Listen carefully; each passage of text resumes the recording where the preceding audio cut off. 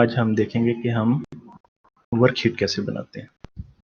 एक 10 column worksheet हम बनाते हैं जिसके ऊपर हम ट्रायल बैलेंस बनाते हैं, एडजस्टमेंट्स भी उसी के ऊपर करते हैं। फिर एडजस्टमेंट करने के बाद उसी पे इनकम स्टेटमेंट बनाते हैं। आपको पता है कि हर स्टेटमेंट के अंदर हमारे पास 2 कॉलम्स होते हैं, डेबिट और क्रेडिट। ट्रायल बैलेंस बनाते हैं तो 2 कॉलम होते हैं ना। एक तो खैर कॉलम आपका आता है जिसमें अकाउंट के नाम लिखे होते हैं, एक कॉलम वो बन जाएगा, अकाउंट के नाम आ जाएंगे, और एक डेबिट और एक क्रेडिट। तो आपका ट्रायल बैलेंस बनता है। ट्रायल बैलेंस के अंदर 3 ही कॉलम्स होते हैं। ऐसा ही है ना, बुक ऑफ ओरिजिनल एंट्री कहते हैं, उसी को हम जर्नल कहते हैं।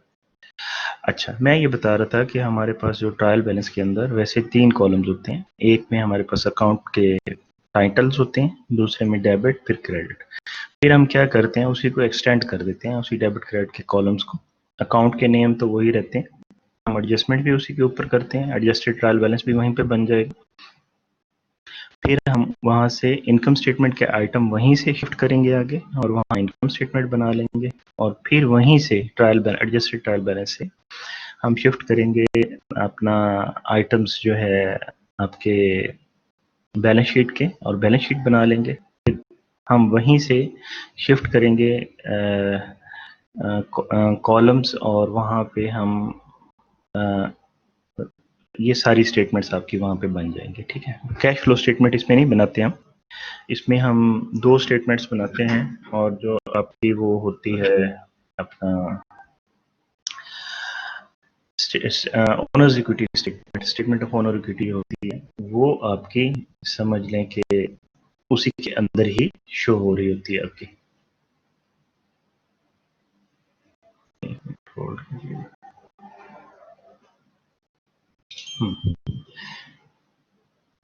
ठीक है, वापस आते हैं। तो स्टार्ट करते हैं। इस हमारे चैप्टर का नाम है कंप्लीटिंग द अकाउंटिंग साइकिल।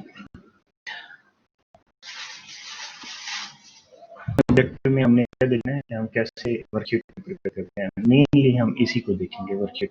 ठीक है, सेकंड लर्निंग ऑब्जेक्टिव में हमने देखना है, एक्सप्लेन करना है कि हम बुक्स को क्लोज कैसे करते हैं।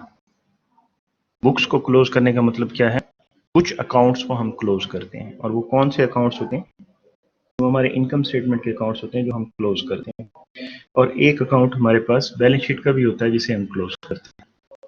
ठीक है, वो कौन से अकाउंट्स होते हैं वो जब हम इसको पढ़ेंगे तो वहां पे मैं बताऊंगा आपको। और उसके बाद हम जो है पोस्ट क्लोजिंग ट्रायल बैलेंस भी एक बनाते हैं, जिसमें हम चेक करते हैं कि क्या हमारी स्टेटमेंट्स जो हमने बनाई हैं, इनकम स्टेटमेंट और बैलेंस शीट, वो सही सही बन गई हैं या नहीं बनी। ठीक है, वो पोस्ट क्लोजिंग एक और ट्रायल बैलेंस भी बनता है। पहले हमने बनाया था ट्रायल बैलेंस, फिर हमने लास्ट क्लास में हमने देखा था कि हम एडजस्टमेंट्स करते हैं, एडजस्टमेंट्स के बाद दोबारा ट्रायल बैलेंस बनाते हैं, तो उसको हम एडजस्टेड ट्रायल बैलेंस कहते हैं। एक हम ट्रायल बैलेंस बनाते हैं जब हम स्टेटमेंट्स कंप्लीट कर लेते हैं, सारी स्टेटमेंट्स बना लेते हैं, तो उसके बाद हम उसकी चेक करने के लिए कि ये सही सही बन गई है हमारी स्टेटमेंट, हम पोस्ट क्लोजिंग ट्रायल बैलेंस बनाते हैं। क्या है, जब हम इसको पढ़ेंगे तो फिर आपको मैं बताऊंगा। अकाउंटिंग साइकिल के जो स्टेप्स हैं वो हम एक दफा से रिवाइज कर लेंगे सारे, कि इसमें कौन कौन सी चीजें आती हैं। हम बहुत सारा प्रोसेस, बल्कि ऑलमोस्ट सारा प्रोसेस कर चुके हैं, अभी सिर्फ हमने इसको समराइज करना है यहाँ पे सारी स्टेटमेंट्स को, कि हम इसको एक ही वर्कशीट के ऊपर सारी चीजों को बना लेते हैं, एक ही पेपर के ऊपर सारी चीजों को बना लेते हैं। ठीक है, और फिर हम देखेंगे जो हमने देखा था कि अरिथमेटिकल एक्यूरेसी, यानी डेबिट और क्रेडिट्स को तो हम चेक कर लेते हैं ट्रायल बैलेंस के अंदर, उसके अलावा भी कुछ मिस्टेक्स होती हैं जिन्हें हमने ठीक करना होता है। ठीक है, उन मिस्टेक्स को हम कैसे ठीक करेंगे, वो यहाँ पे हम लर्निंग ऑब्जेक्टिव नंबर 5 में हम उसे देखेंगे कि करेक्टिंग एंट्रीज हम कैसे करते हैं। कुछ हमारी एंट्रीज इस तरह की होती हैं जो कि ट्रायल बैलेंस में कैच नहीं होती, उनकी मिस्टेक या होती मिस्टेक है, वो आपने उसको गलत रिकॉर्ड किया होता है उस एंट्री को, तो उसको कैसे ठीक कर सकते हैं, वो उसमें आ जाएगा। और फिर आपका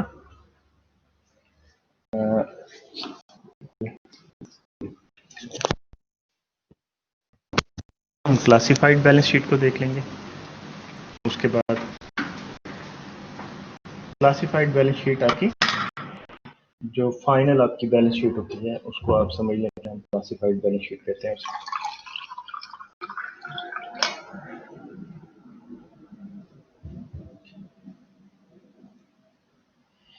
ये हम हायरार्किकल अगर देखें तो इस तरह से चीजें होंगी, जरा देखें इनको।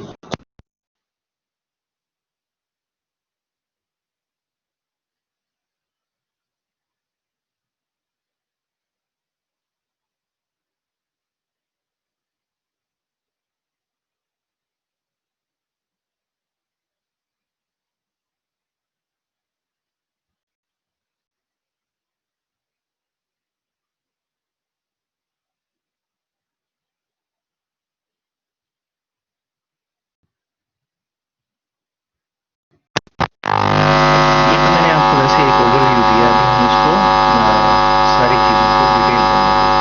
ठीक है, सबसे पहले देखेंगे इसके अंदर हम यूजिंग वर्कशीट, इसके अंदर हम स्टेप्स देखेंगे वर्कशीट को किस तरह से प्रिपेयर करते हैं। ठीक है, और उसी वर्कशीट के अंदर स्टेटमेंट्स को कैसे बनाते हैं और उसी के अंदर आप एडजस्टिंग एंट्रीज को कैसे आप शो करते हैं। ठीक है, आवाज आ रही है?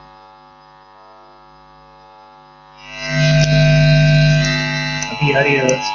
मैं थोड़ी देर के लिए चुप कर गया था, इसीलिए आवाज नहीं आ रही। मैंने कहा कि आप जरा खुद से भी देख लीजिए स्लाइड में।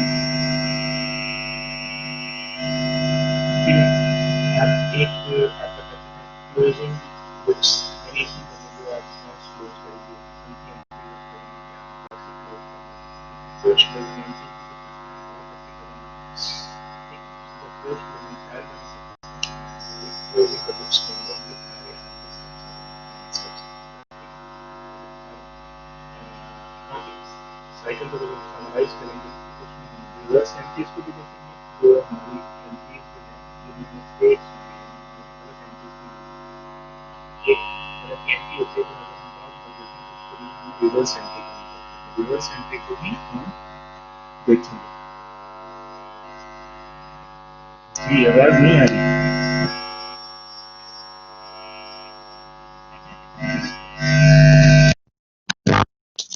अब ठीक है आवाज?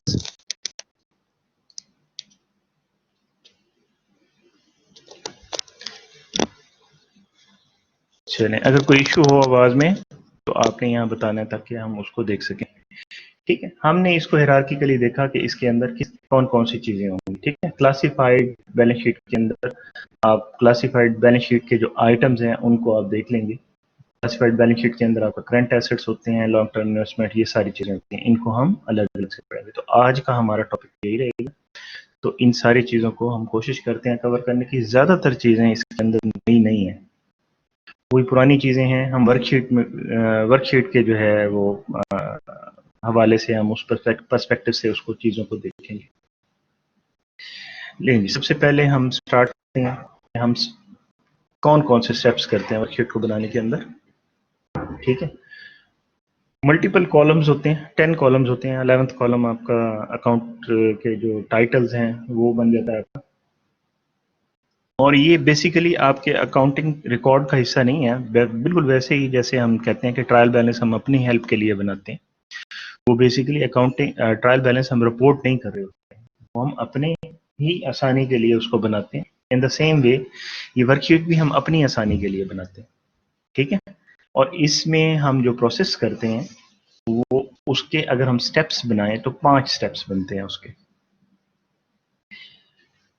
ठीक है, और ये ऑप्शनल है। अगर आप की बहुत अच्छी जो है प्रैक्टिस हो जाती है अकाउंटिंग की, तो ऐसा ज़रूरी नहीं है कि आप वर्कशीट बनाएं, लेकिन ये सजेस्ट किया जाता है कि वर्कशीट बना ली जाए, क्योंकि उसके ऊपर आपको पूरा फ्लो नज़र आ रहा होता है, आपकी ट्रायल बैलेंस से लेके आपकी फाइनेंशियल स्टेटमेंट्स बनाने तक, बल्कि बैलेंस शीट बनाने तक, क्योंकि आप एंड में बैलेंस शीट बना रहे होते हैं। इसमें मैंने जैसे आपको कहा कि 4th फाइनेंशियल स्टेटमेंट हम वर्कशीट के ऊपर नहीं बनाते, जो कि स्टेटमेंट ऑफ कैश फ्लो है, वो हम इसके ऊपर शो नहीं करते। बनाने को बना सकते हैं आप, लेकिन इसमें आप जो अमाउंट्स लेके आप मूव कर रहे होते हैं तो उसमें वो नहीं आती। ठीक है, तो ये उसके स्टेप्स हो गए। अभी इसके कॉलम्स कौन कौन से होते हैं, जैसे मैंने आपको कहा था कि 10 कॉलम्स हैं। Trial balance 2 column debit credit. ठीक है, फिर आपकी जो एडजस्टमेंट है, एडजस्टिंग एंट्रीज को आपने एडजस्ट किया, उसके आपके डेबिट क्रेडिट। ठीक है। फिर आपका एडजस्टेड ट्रायल बैलेंस, यानी इनका इम्पैक्ट इसके ऊपर पड़ा ना ट्रायल बैलेंस के ऊपर, तो एडजस्टेड ट्रायल बैलेंस के 2 कॉलम्स आ गए। फिर आपके पास 2 इनकम स्टेटमेंट के कॉलम आ गए और 2 बैलेंस शीट के कॉलम आ गए, और ये आपका फर्स्ट कॉलम जो है जिसमें आपके अकाउंट टाइटल्स वगैरह चल रहे होंगे। ठीक है, तो सबसे पहले कॉलम के अंदर आपने क्या, ये पहले 2 कॉलम्स के अंदर आपने क्या करना है, इसमें सिंपली आपने जो ट्रायल बैलेंस बनाया हुआ उसको आपने यहाँ पे लिख देना है। ठीक है, ये ट्रायल बैलेंस नहीं बनाया हुआ आपने आपने मतलब जनरलाइज किया एंट्रीज को, जनरल के अंदर डाला हुआ और वहां से आपने पोस्ट कर दिया अकाउंट में, और वहां से बैलेंसेस लिखे तो बैलेंसेस को आपने यहाँ पे लिख देना। ठीक है, जो डेबिट बैलेंसेस होंगे डेबिट वाले कॉलम में आ जाएंगे, जो क्रेडिट वाले होंगे क्रेडिट में आ जाएंगे। ठीक है, और उसके बाद आपने जितनी भी एडजस्टिंग एंट्रीज की जो कि हमने लास्ट लेक्चर में पढ़ी थी कि जितनी भी एडजस्टमेंट्स आप करते हैं उन एडजस्टमेंट कहाँ कहाँ पे कौन कौन से अकाउंट में उनका इम्पैक्ट आ रहा है, वो उनकी डेबिट और क्रेडिट डायरेक्टली यहाँ पे आप लिख देंगे। ठीक है, आप एक ट्रांजैक्शन करते हैं ना, एडजस्टिंग ट्रांजैक्शन करते हैं या एडजस्टिंग एंट्री करते हैं, तो उसको डायरेक्टली यहीं पे शो कर देंगे कि क्या डेबिट हुआ और क्या क्रेडिट हुआ। ये अभी इसकी एग्जांपल आएगी तो फर्दर क्लियर हो जाएगा। ठीक, फिर इसका इम्पैक्ट दोनों का देख लेंगे कि इस एडजस्टमेंट के साथ आपके ट्रायल बैलेंस के ऊपर क्या डिफरेंस आया है। तो वो डिफरेंस आने के बाद, यानी इन दोनों को कैलकुलेट करने के बाद, या तो फॉर एग्जांपल इसके अंदर एसेट आ रहा है, कैश आ रहा है, कैश के अंदर या तो वैल्यू बढ़ रही होगी या कम हो रही होगी, जो भी आ रही है, तो आपके एडजस्टेड ट्रायल बैलेंस के अंदर आपका न्यू बैलेंस जो है, इन दोनों एडजस्टमेंट्स और ट्रायल बैलेंस को आप मर्ज कर देंगे, तो एडजस्टेड ट्रायल बैलेंस के अंदर वो आपको उसके डेबिट और क्रेडिट में वो चीज नजर आ रही होगी। ठीक है, एडजस्टेड ट्रायल बैलेंस बन जाएगा तो फिर आप इसमें से जो आपके अकाउंट हैं इनकम स्टेटमेंट के, रेवेन्यू और सारे एक्सपेंसेस, उनको आप शिफ्ट करेंगे यहाँ पे, और आपके जो बैलेंस शीट के अकाउंट्स हैं उनको आप शिफ्ट कर देंगे बैलेंस शीट के ऊपर। तो इसमें एक छोटी सी एक चीज है, वो जब एग्जाम्पल हम करेंगे तो उसमें हम देख लेंगे कि आप इनकम स्टेटमेंट में से जब इनकम निकालते हैं, रेवेन्यूज और माइनस एक्सपेंसेस करते हैं, तो उसका एक छोटी सी बात याद रखने वाली है, वो आप करेंगे कि आपने इनकम स्टेटमेंट को शिफ्ट कैसे करना है वर्कशीट के ऊपर, जब आप उसे बैलेंस शीट में जाके लेके जाएंगे, तो क्योंकि वो यहाँ का जो प्रॉफिट होगा वो आपकी इधर इक्विटी के अंदर शो हो रहा होगा, तो इक्विटी में आपने उसको शिफ्ट कैसे करना है उसको भी हम देखेंगे, लेकिन जनरली ये आपके स्टेप्स होंगे। ठीक है, अब आप देखें तो कितने स्टेप्स बनते हैं। नंबर 1, सबसे पहले ट्रायल बैलेंस इसके ऊपर बनाएंगे, स्टार्ट ट्रायल बैलेंस से होगा। फिर नंबर 2 में, अच्छा ये सीक्वेंस से चलेंगे स्टेप, जो स्टेप्स हैं, पहला स्टेप पहले होगा, उसके बाद दूसरा, दूसरे के बाद तीसरा। ऐसे नहीं कर सकते कि आपने पहला किया तो आप उसके बाद फोर्थ या फिफ्थ कर लें। तो आप सबसे पहले ट्रायल बैलेंस के बैलेंसेस, जितने भी अकाउंट के बैलेंसेस हैं वो यहाँ पे लिखेंगे, फिर आपकी जो एडजस्टमेंट्स हैं वो यहाँ लिखेंगे। एडजस्टमेंट्स के बाद आप क्या करेंगे, फिर आप उनका मर्ज करके एडजस्टेड ट्रायल बैलेंस बनाएंगे, वो उसकी आप यहाँ पे लिख देंगे, ये 3-4 में, 1 2 3 4 5 6 में, कॉलम 5-6 में। ठीक है, फिर इनकम स्टेटमेंट आप बनाएंगे, इसको थोड़ा सा आगे होना चाहिए था, एक मिनट, इसको अभी ठीक कर लेते हैं, इसको अभी ठीक कर लेते हैं।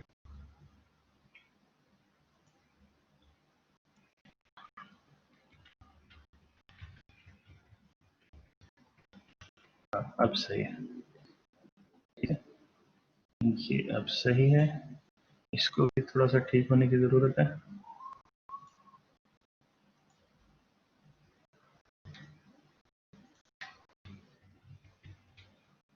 ठीक है, अब सही है।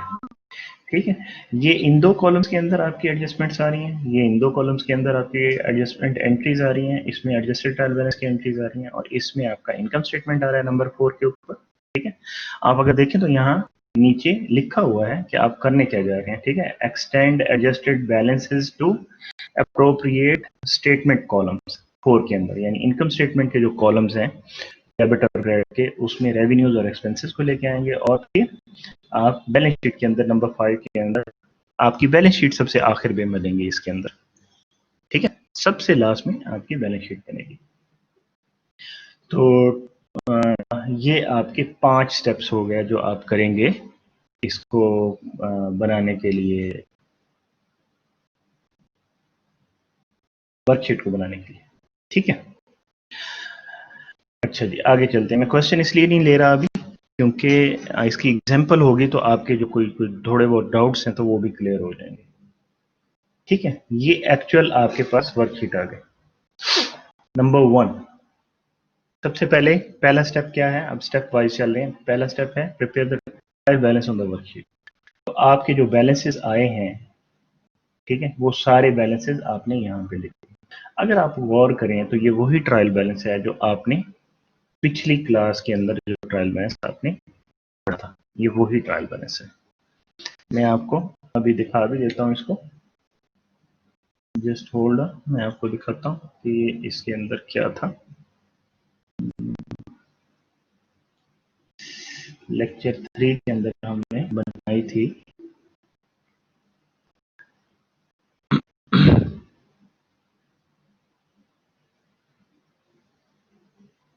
ये बैलेंस शीट है जिसको हम लेके चल रहे थे। पिछली क्लास में भी हमने इसी ट्रायल बैलेंस को लेके हमने अपनी स्टेटमेंट्स बनाई थी। ये पिछला लेक्चर हम आपके पास आ गया, स्क्रीन पे शो। जी स्टूडेंट्स, स्क्रीन पे शो हो रहा है? गुड। अच्छा जी, इसमें हम देखते हैं कि क्या ट्रायल बैलेंस बनाया था। यहाँ कहीं एडजस्टेड ट्रायल बैलेंस इसमें बनाया था हमने।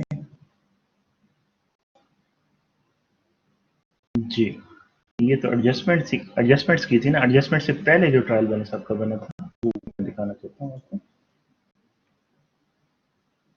बेसिकली वही ट्रायल बैलेंस है जो एडजस्टमेंट से पहले था। चलिए,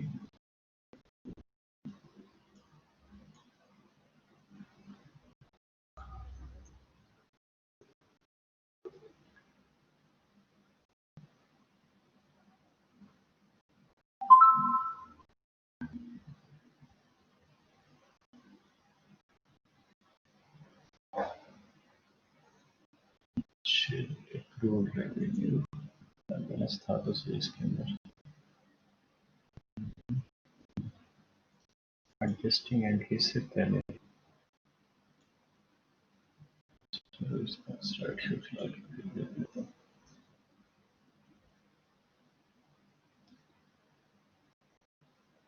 थोड़ा सा होल्ड ऑन करें, मैं आपको ये बताना चाहता हूँ कि हम कंटिन्यू कर रहे हैं पिछले एग्जाम को। We not doing anything new ना।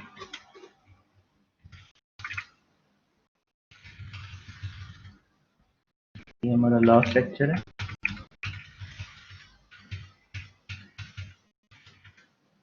जी, ये देखें, ये ट्रायल बैलेंस है, ठीक है।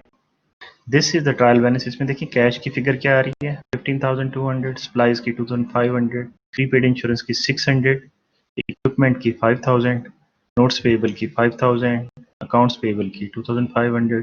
ये सारी फिगर्स देख लें, इनका टोटल भी चेक कर लें ट्रायल बैलेंस का। ये एक्चुअल ट्रायल बैलेंस है जो हमने इससे पिछली क्लास में किया था। तो इसका आपका डेबिट का टोटल बैलेंस आ रहा है 28,700 और क्रेडिट का भी सेम है, ठीक है। ये ट्रायल बैलेंस आपका 31 अक्टूबर को जो बना था, वो आपने यहाँ बनाने की बजाय आपने क्या करना है जी, आपने यही ट्रायल बैलेंस कहाँ पे बनाना है, यही ट्रायल बैलेंस आपने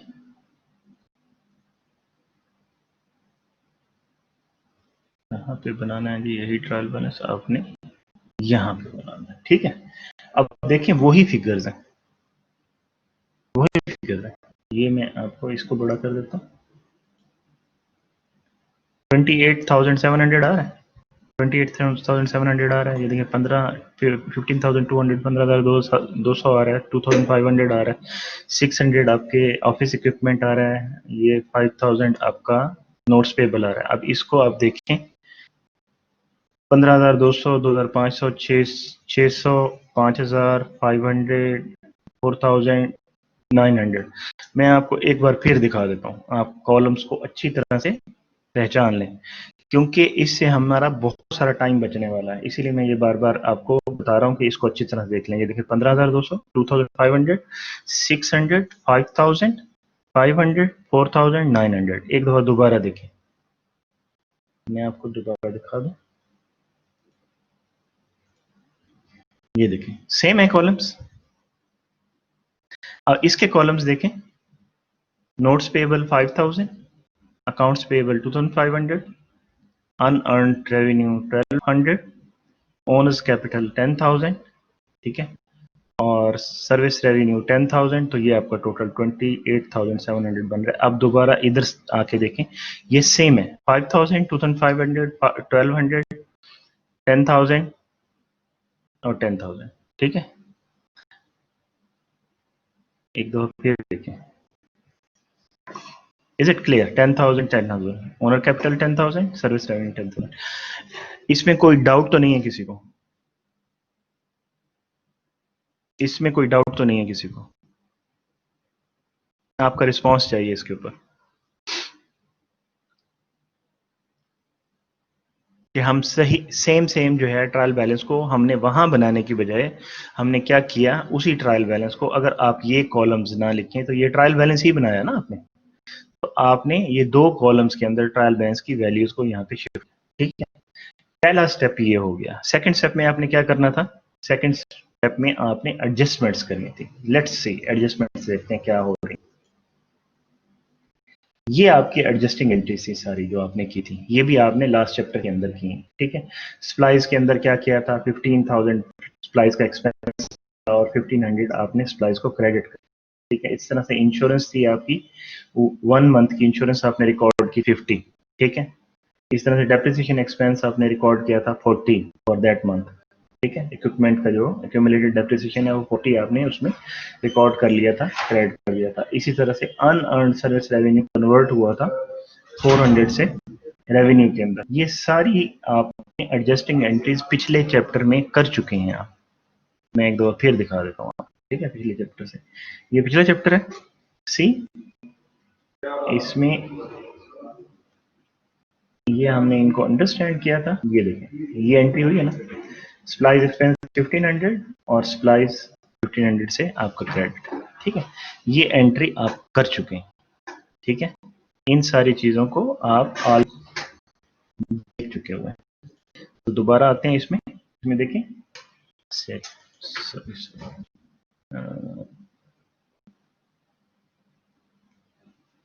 जी देखें आपकी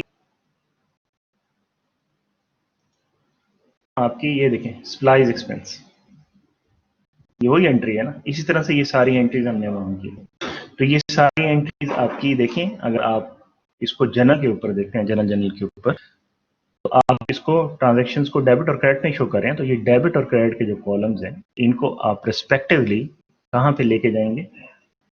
आप इनको वर्कशीट की डेबिट एंड क्रेडिट के अंदर लेके जाएंगे। लेट्स सी कैसे लेके जाते हैं, ये देखें। सप्लाईज के अंदर आपने 1,500 क्रेडिट किया था और पहली ट्रांजैक्शन थी उसको आपने ए कह दिया। एक मिनट होल्ड कीजिए।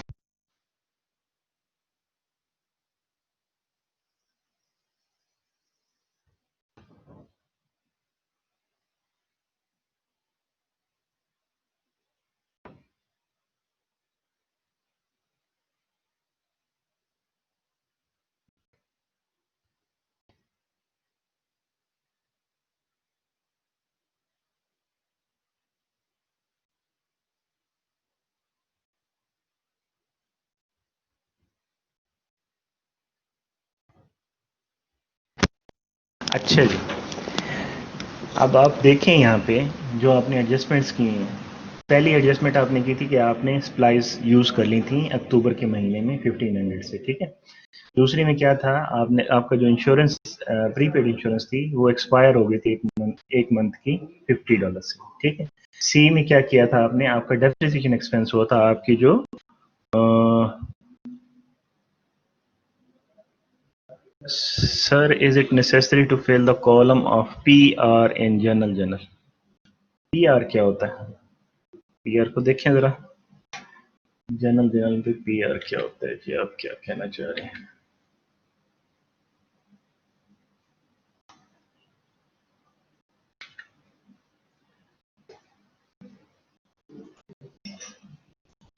एक मिनट,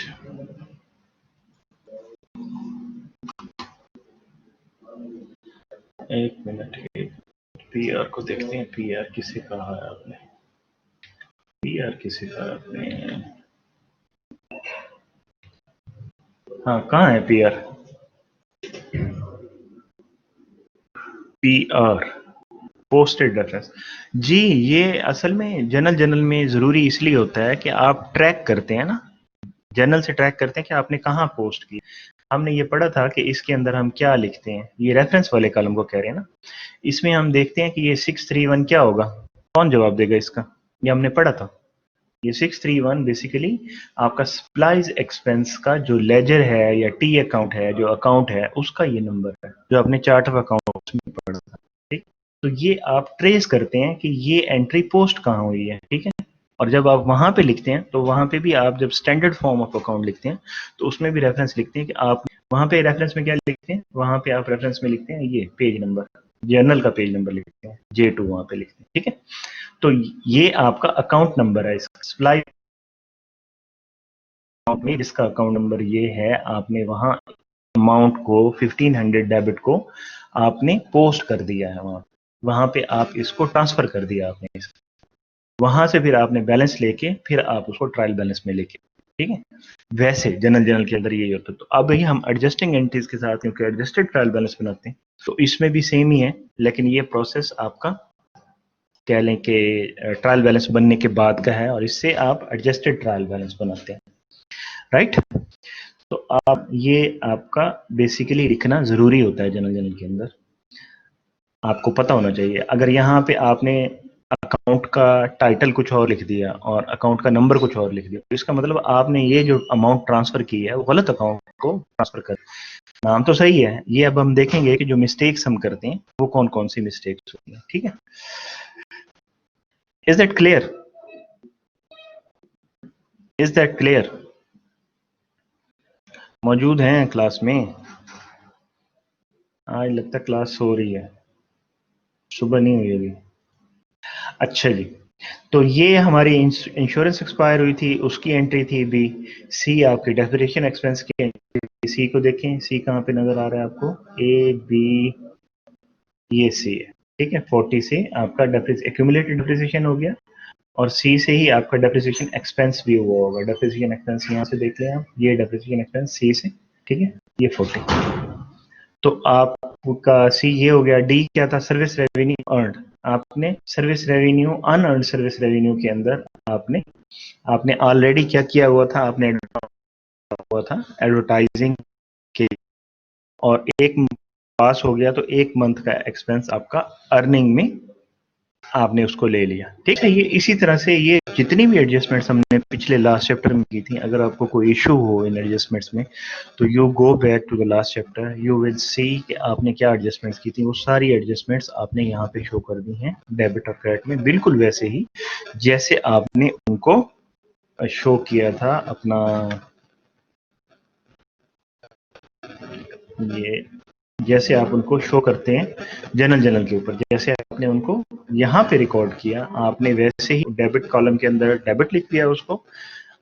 से फॉर एग्जांपल जैसे हम इसमें एग्जांपल ले लेते हैं इसकी, इस एंट्री की ले लेते हैं एग्जांपल, जो थर्ड लास्ट है। अकाउंट रिसीवेबल डेबिट हो रहा है आपका 200 से और सर्विस रेवेन्यू आपका 200 से क्रेडिट हो रहा है। तो इसको आपने कैसे नोट करना है यहाँ वर्कशीट के ऊपर, तो आप देखेंगे कि अकाउंट रिसीवेबल कहाँ है, अगर नहीं है तो आपने अकाउंट रिसीवेबल को वहां बना।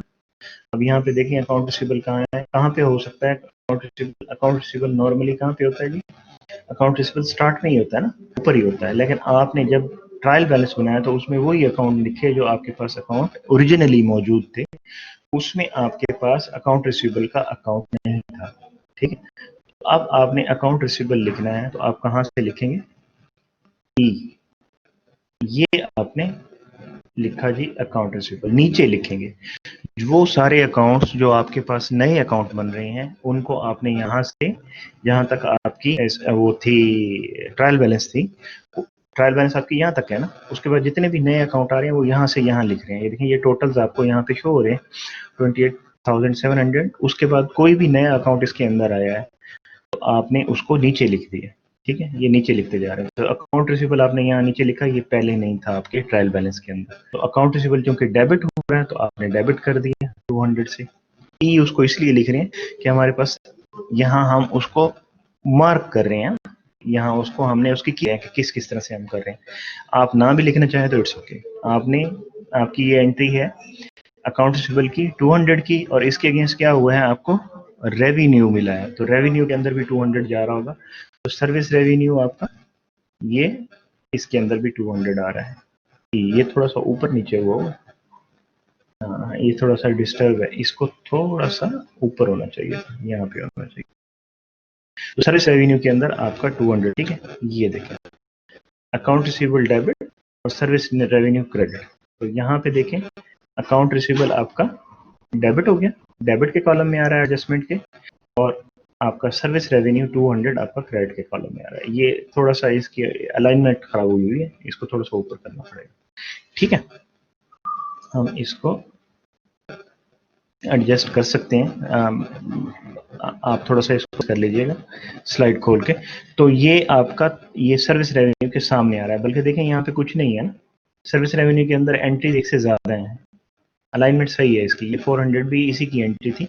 आप डी एंट्री को जरा देखें तो डी क्या कह रहा है, सर्विस रेवेन्यू, और तो डी एंट्री को आप यहाँ पे देखें तो unearned service revenue to service revenue, ये वाली जो एंट्री है इसमें देखें 400 आपके पास डेबिट हो रहा है अनअर्न्ड सर्विस रेवेन्यू। आपकी अनअर्न्ड सर्विस रेवेन्यू क्या होता है, लायबिलिटी होती है, लायबिलिटी डिक्रीज हो रही है और रेवेन्यू बन रहा है। ये आपने एडवांस कस्टमर से पैसे पकड़े हुए थे, ये देखें ये इसकी डिस्क्रिप्शन है, नरेशन जिसको आप कहते हैं, to record revenue for service perform, ये आपने एडवांस में लिए हुए थे तो उसको आपने रेवेन्यू के अंदर कन्वर्ट किया। अच्छा मैं अब आपको ये बता रहा हूँ कि अगर किसी भी उसके अंदर कोई आपको इशू रहता है कि यार ये एंट्री कैसे हो रही है, go to the previous chapter, this is the continuity of the same example. तो वहां पे हमने इस हर ट्रांजैक्शन का हमने एनालाइज भी किया हुआ और अच्छी तरह से हमने अंडरस्टैंड भी किया इसको। तो ये सारी एंट्रीज आपकी एडजस्टमेंट्स की आ गई यहाँ के ऊपर, यहाँ आ गई, ठीक है। जितनी भी आपके एडिशनल अकाउंट्स हैं वो आपने यहाँ पे लिख दिया, ये देखें ये उसकी की सी हुई है। एंटर एडजस्टमेंट अमाउंट्स, आपने एडजस्टमेंट की अमाउंट्स भी डाल दी, और जितनी भी एडजस्टमेंट्स के अमाउंट्स हैं डेबिट और क्रेडिट की उनको टोटल कर दिया आपने, उनको टोटल किया तो उनका भी डेबिट और क्रेडिट इक्वल आना चाहिए आपके पास, ठीक है। आपके पास इक्वल आ गए 3440 और 3440। स्क्रीन नजर आ रही है आप सबको?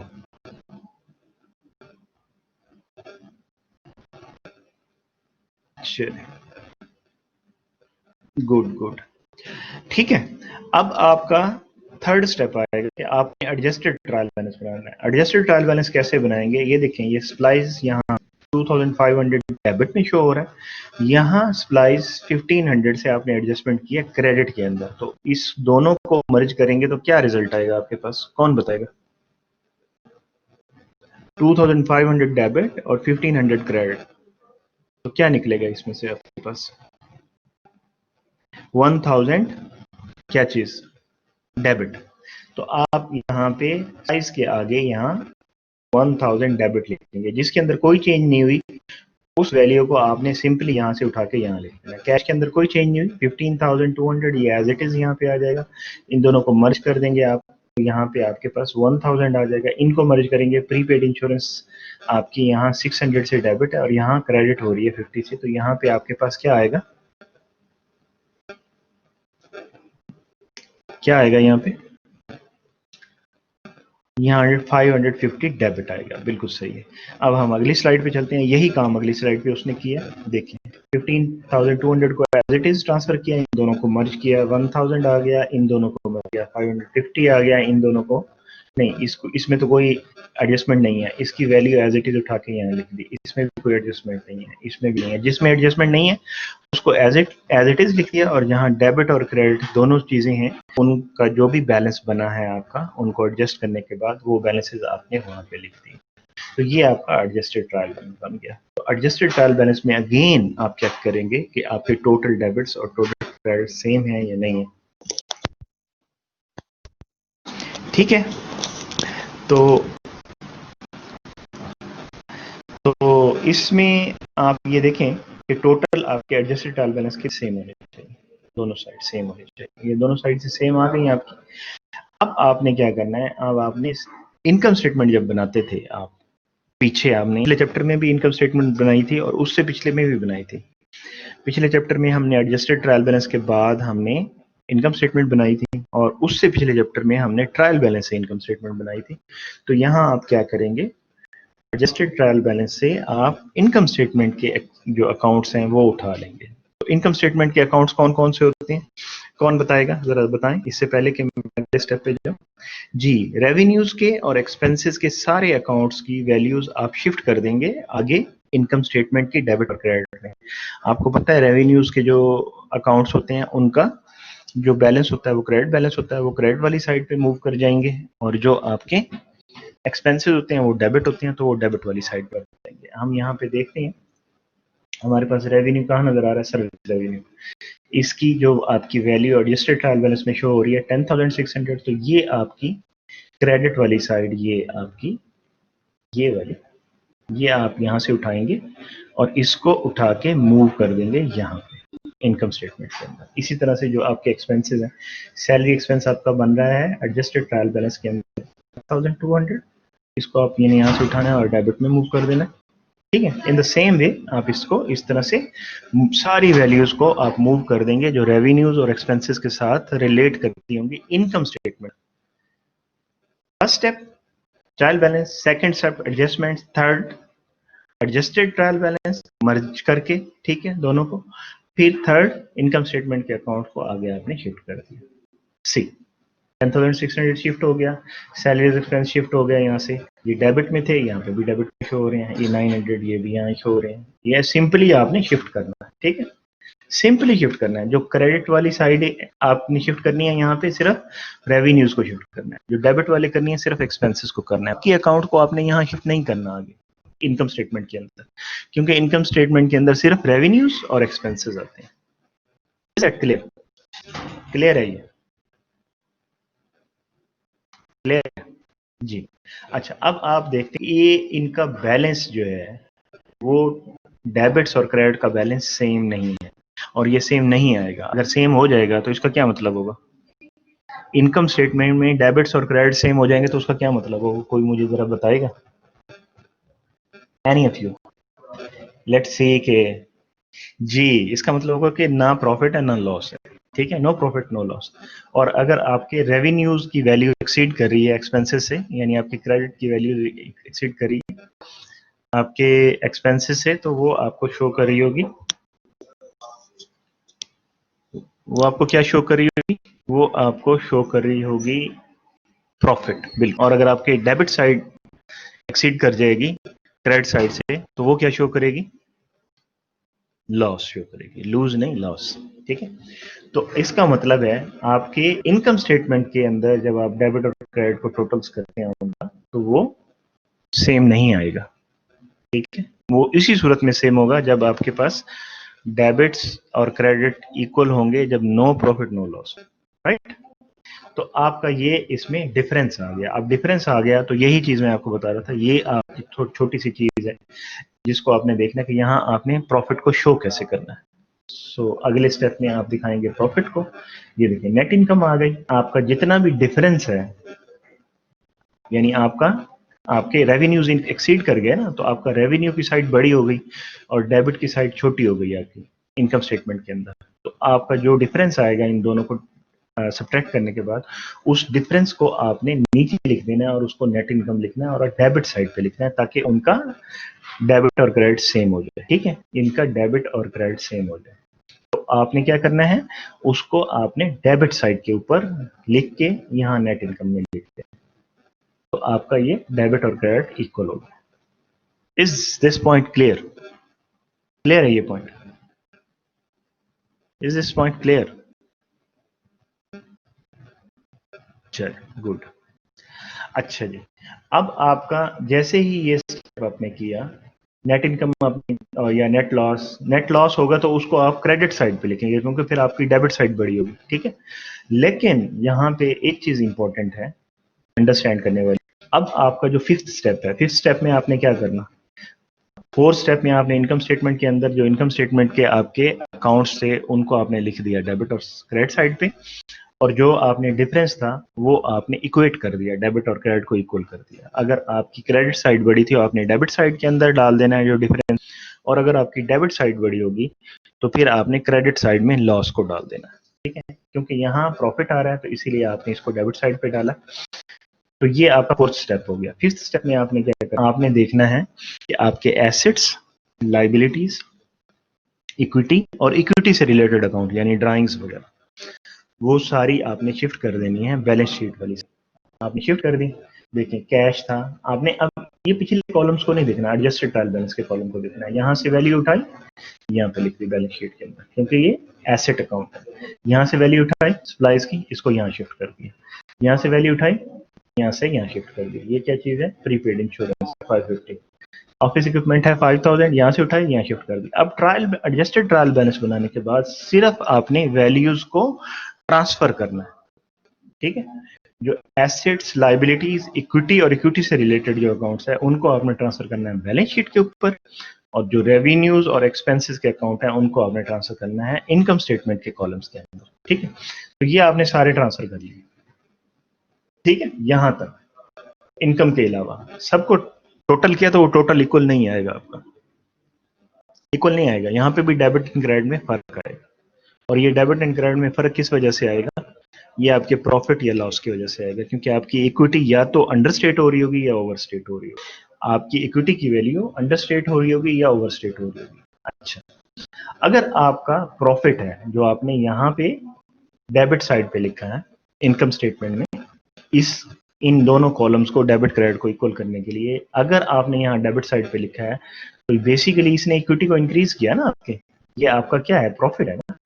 यहाँ आपने इस बराबर करने के लिए लिखा है। ये पॉइंट आपका याद करने वाला है वर्कशीट के ऊपर।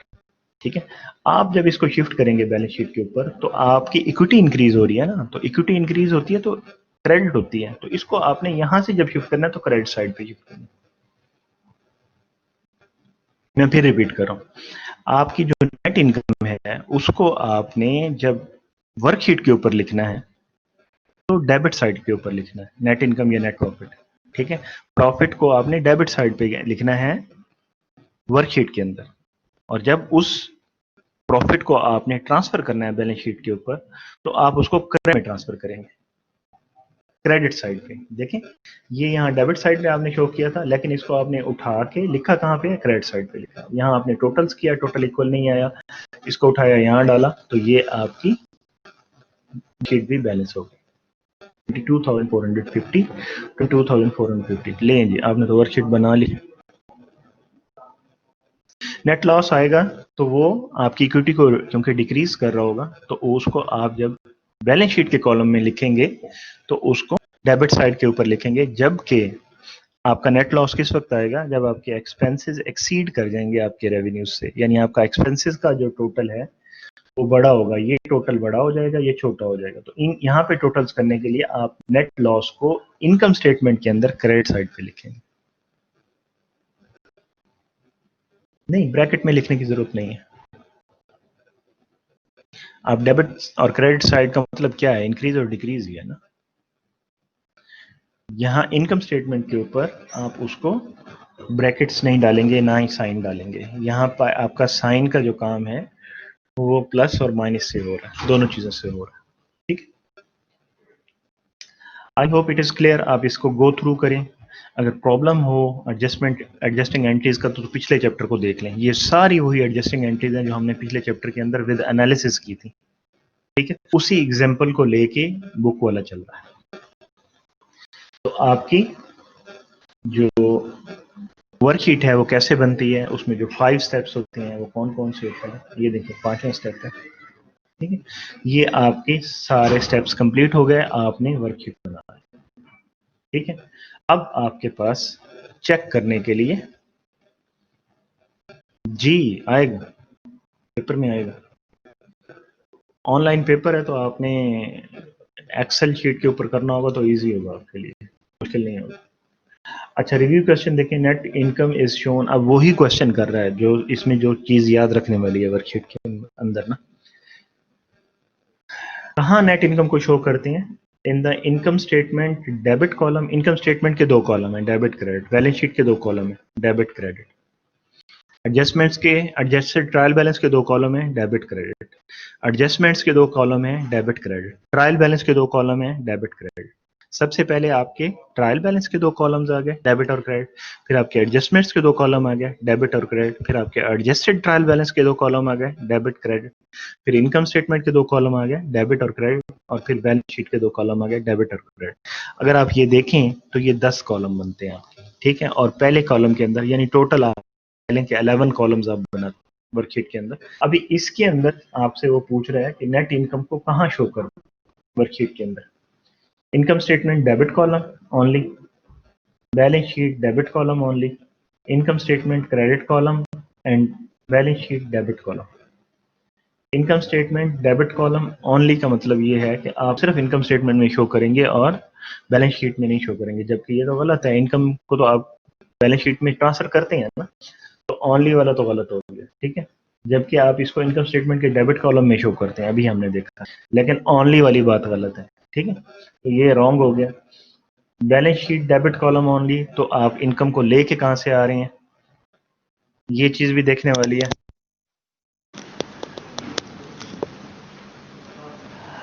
अच्छा, 2 जगह पे आपका चेंज आता है। इनकम स्टेटमेंट को आप शो करते हैं डेबिट साइड के ऊपर, क्योंकि आपकी क्रेडिट साइड इंक्रीज हो जाती है, रेवेन्यूज इंक्रीज हो जाते हैं, ठीक है। और बैलेंस शीट के अंदर आप उसको कहां शो करेंगे, उसको क्रेडिट साइड पे शो करेंगे। क्यों? क्योंकि इनकम आपकी इक्विटी को इंक्रीज करती है। अगर हम वापस जाके सोचें अकाउंटिंग इक्वेशन को, तो अकाउंटिंग इक्वेशन में हमने क्या देखा था, इक्विटी को जो चीज भी इंक्रीज करती है उसको हम क्रेडिट, ठीक है। तो वो आपकी ये डी वाली जो ऑप्शन है ये आपकी दुरुस्त होगी, ठीक है। This is the correct option. अब आप हम देखते हैं कि हमने अब बना ली वर्कशीट, बना ली। अब वर्कशीट से आपने इनकम स्टेटमेंट कैसे उठानी है। ये तो आपने इनकम स्टेटमेंट बनाई है ना, रफ इनकम स्टेटमेंट बनाई है, यानी आपने वर्कशीट के ऊपर सारी चीजों को बनाया है। अब आपने उसको उठा के पेपर के ऊपर लेके आना है, सेपरेट इनकम स्टेटमेंट को, और उसी तरह से फिर आपने उसको वहां से बैलेंस शीट को भी बनाना है। हमने स्टेटमेंट्स कैसे बनानी है, पहले इनकम स्टेटमेंट फिर बैलेंस शीट बनानी है, ठीक है। और फिर जनरलाइज करना है आपने। ये देखें, income statement is prepared from the income statement column. Income statement के कॉलम में जो भी आप वैल्यूज हैं उनको वहां से उठाना है, उनको तरतीब में लिख के आपने से पहले रेवेन्यूज फिर एक्सपेंसेस, आपको पता है। फिर इस तरह से बैलेंस शीट को और ओनर्स इक्विटी स्टेटमेंट को आपने बना लेना है, और उसके बाद जो आपके एडजस्टिंग एंट्रीज उनको आपने जनरलाइज कर लेना है। जबकि एडजस्टिंग एंट्रीज का जो इम्पैक्ट है वो ऑलरेडी आप चुके हैं वर्कशीट के ऊपर। तो वर्कशीट को यूज करते हुए अब आपने क्या करना है, सबसे पहले इनकम स्टेटमेंट को बनाना लेंगे। ये कॉलम उठा लिए, सर्विस रेवेन्यू, ये वहीं से उठा रहे हैं कॉलम 5200, ये सारी वैल्यूज उठा ली। ये एक पहले रेवेन्यू को देखिए, इसको लिखने का तरीका वही है जो हमें पता है, जो हम शुरू से पढ़ रहे हैं। रेवेन्यू थोड़ा सा इंडेंट करके सर्विस रेवेन्यू लिखा आपने, एक्सपेंसेस थोड़ा सा इंडेंट करके सारे एक्सपेंसेस आपने, ठीक है। और जो डिफरेंस था उसको आपने इनकम स्टेटमेंट के अंदर लिख दिया। अब अगर आप पीछे जाके देखें इनकम स्टेटमेंट के कॉलम को, देखें इनकम स्टेटमेंट के कॉलम को 10,600, ये सारे आपके एक्सपेंसेस शो हो रहे हैं, ठीक है। और एक्सपेंसेस दिस माइनस दिस, तो आपको ये वैल्यू आ रही है, देख लें, दिस माइनस दिस, ठीक है। ये टोटल एक्सपेंसेस, इन सबको टोटल किया आपने, यहाँ लाइन डाली, टोटल को आगे मूव किया, ये माइनस किया, तो आपके पास 2860 है, राइट। इजी है, कोई नई चीज नहीं की अभी तक हमने, सिर्फ हम उसको, उसका तरीकाकार हमने देखा कि सारी चीजों को एक उसके ऊपर कैसे लेके आते हैं। जवाब नहीं आ रहा कोई भी, कोई नई चीज नहीं पढ़ी अभी तक हमने, ना हमने कोई एडजस्टिंग एंट्री नहीं की है, ना हमने कोई नई स्टेटमेंट बनाई है, वही स्टेटमेंट्स है जी। जो हमारी फेस टू फेस क्लास होगी उसमें आपको प्रैक्टिस करवा देंगे, ठीक है। लास्ट लेक्चर 2 दफा आपको भेजा है मैंने आपके ग्रुप के ऊपर, ठीक है। यूट्यूब लिंक उसका भेजा था, और यहाँ से भी आप उसको देख सकते थे। तो आप जाएं, अगर नहीं किया काम तो अभी कर लें, क्योंकि आपकी अकाउंटिंग की तैयारी हो जाएगी। ये अगर आप पढ़ लेते हैं, सारे चैप्टर रिलेटेड हैं एक दूसरे के साथ। थोड़ा सा देखें, टाइम निकालें थोड़ा सा। आप जब कहते हैं ना रिपीट करें कर दें, तो उससे बिल्कुल वाज़ेह है कि आपने बिल्कुल टाइम नहीं दिया, आपने कोई रिकॉर्डिंग नहीं देखी, आपने लेक्चर भी नहीं अटेंड किए। ठीक, बहुत इजी है, बहुत ही इजी है। और मैं देखें, मैंने क्लास लेके ही इस तरह से चला हूं कि वो लोग जिनका अकाउंटिंग का बिल्कुल बैकग्राउंड नहीं है उनको समझ आ रहा है। ठीक है, अब इसी तरह से जैसे आपने ये इनकम स्टेटमेंट बनाई है, इसी तरह से आपने ओनर्स इक्विटी स्टेटमेंट बनानी है, जिसमें आप ये नेट इनकम को शिफ्ट करें। ये आप ओनर इक्विटी स्टेटमेंट आ गई, ये आपकी इन्वेस्टमेंट थी 10,000 वहां पे शो की हुई थी, नेट इनकम ऐड हो गई इसमें, और आपकी ड्राइंग इसमें से माइनस हो गई। आप इन तीनों चीजों को वहां से देख सकते हैं। कहाँ से बोला? बैलेंस शीट के अंदर जो इक्विटी के कॉलम है उनको वहां से देख। ये मैं आपको अभी दिखा देता हूँ यहाँ पे। इसमें हमारे पास कितनी चीजें यूज हो रही हैं। एक तो हमारे पास इन्वेस्टमेंट यूज हो रही है, इनकम हमने काउंट की है, और यहाँ पे ऐड किया इसके अंदर और ड्राइंग, यानी हमारे पास दो चीजें वहां पे शो हो रही होंगी वर्कशीट के ऊपर। आपको इन्वेस्टमेंट शो हो रही होगी 10,000 की, और एक आपको ड्राइंग शो हो रही 500 की। लेट्स सी, हम देखते हैं इसको, देखें इसमें ओनर्स कैपिटल में देखें, यहाँ पे 10,000 क्रेडिट है, एडजस्टेड ट्रायल बैलेंस के अंदर 10,000 क्रेडिट है, यही 10,000 वहां पे लिखा है ना इन्वेस्टमेंट के अंदर, ये 10,000 यहाँ पे आ रहा है। ठीक है, बैलेंस शीट के अंदर। तो इसको ओनर इक्विटी स्टेटमेंट के अंदर आपने इक्विटी के जो अकाउंट है वो उठाने हैं। 10,000 ये उठाया आपने, ठीक है।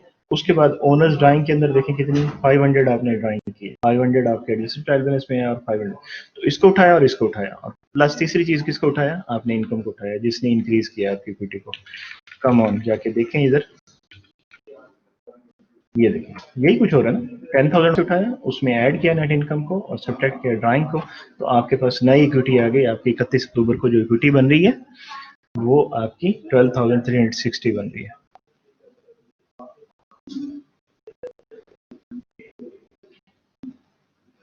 मेरे ख्याल में तो जो पिछली फेस टू फेस क्लास थी वो खासी सक्सेसफुल थी, लेकिन उसमें नंबर ऑफ स्टूडेंट्स बहुत कम आए थे। आप थी आयशा उसके अंदर? पिछली फेस टू फेस क्लास में आप आई थी?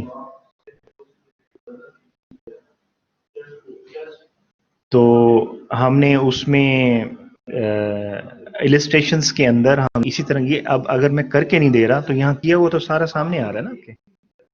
लेकिन उसमें हम क्या करेंगे, जो next face to face class है उसमें आपको एक्चुअल में आपको कोई एग्जांपल आपसे सॉल्व करवाएंगे, आपको देंगे, आपको कहेंगे कि ये आप क्या करें, इसकी वर्कशीट बनाएं, और फिर वर्कशीट बना के, यानी आपको ट्रायल बैलेंस दे देंगे, या ट्रायल बैलेंस भी नहीं देंगे, आपको जर्नल की एंट्रीज दे देंगे, यानी ट्रांजैक्शंस दे देंगे। उनको जनरलाइज करें, फिर उनको पोस्ट करें अकाउंट के अंदर, फिर वहां से जो पोस्ट करने के बाद ट्रायल बैलेंस आप बनाएं जाके वर्कशीट के अंदर, फिर उसके अंदर जो एडजस्टमेंट्स वाली जो चीजें हैं उनको देखें आप, फिर उनकी एडजस्टमेंट्स करें, एडजस्टमेंट करके आप एडजस्टेड ट्रायल बैलेंस बनाएं, फिर एडजस्टेड ट्रायल बैलेंस से आप वैल्यूज उठाएं, रेवेन्यूज और एक्सपेंसेस की, वहां से इनकम निकालें, इनकम निकालने के बाद फिर आप अपनी बैलेंस शीट बना लें, वर्कशीट आप कंप्लीट करें। वर्कशीट कंप्लीट हो गई, वहां से अब आपने इनकम स्टेटमेंट बनानी है, इनकम स्टेटमेंट बनाने के बाद आपने स्टेटमेंट्स ऑफ ओनर इक्विटी बनानी है, फिर स्टेटमेंट ऑफ ओनर इक्विटी बनाने के बाद आपने क्या करना है, बैलेंस शीट बनानी है। तो आपका अकाउंटिंग साइकिल यहाँ एक तरह से मेजर पार्ट उसका कवर होता है। ठीक है, ये आपकी बैलेंस शीट बनी, इसमें भी आपने वही अकाउंट उठाए हैं जो वहां पे ऑलरेडी आपके पास मौजूद है वर्कशीट के ऊपर। तो आप इसमें जो चीज चेंज हो रही होगी वो ये इक्विटी होगी। इक्विटी की वैल्यू आपने कहाँ से ली है, जो अभी आपने कैलकुलेट किया 12,360, बाकी सारी वैल्यूज वहां से हैं, तो ये आपकी बैलेंस शीट बन गई। राइट,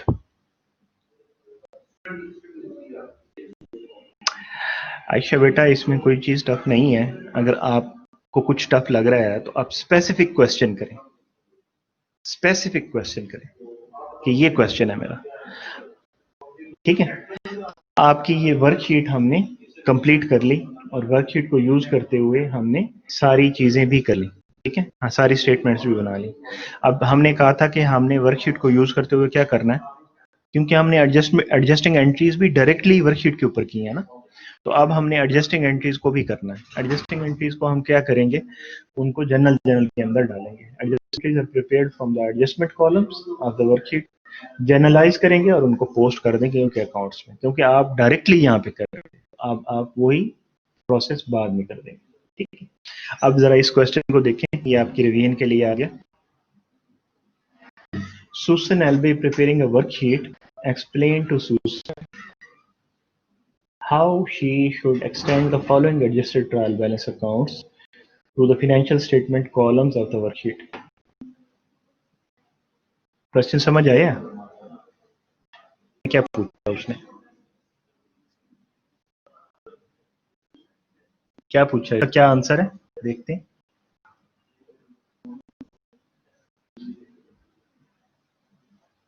ये तो बैलेंस शीट का है, ठीक है। एक्यूमुलेटेड डेप्रिसिएशन आपका एडजस्टेड ट्रायल बैलेंस का है। बैलेंस शीट क्रेडिट कॉलम के अंदर आप इसको मूव करते हैं, adjusted trial balance accounts.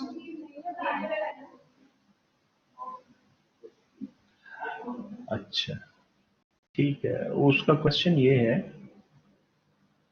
Adjusted trial balance से ये कहाँ आप इन अकाउंट्स को शिफ्ट कहाँ पे करेंगे। अकाउंट्स पेएबल आपका बैलेंस शीट की क्रेडिट साइड पे जाएगा, ओनर्स ड्राइंग आपका बैलेंस शीट की डेबिट साइड पे जाएगा, सर्विस रेवेन्यू आपका इनकम स्टेटमेंट की क्रेडिट साइड पे जाएगा, सैलरी और वेजेस एक्सपेंसेस आपका इनकम स्टेटमेंट की डेबिट साइड पे जाएगा। ठीक है, ये आपका आंसर हो गया, राइट।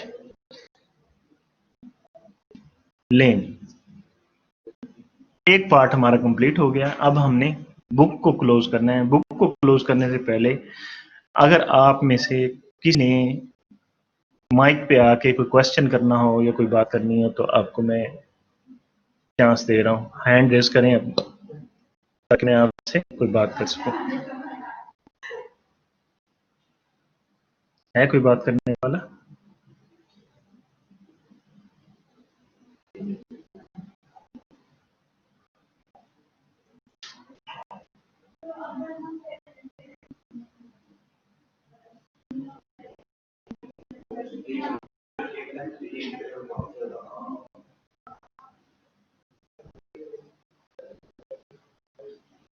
चलें, that's good that's good that's good.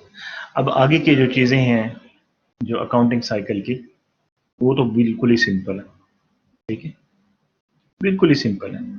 अब आप सिंपल देख लें कि आपने दो स्टेटमेंट्स बनाई हैं बेसिकली यहाँ पे, या तीन कह लें। एक आप ओनर्स इक्विटी स्टेटमेंट भी बनाते हैं।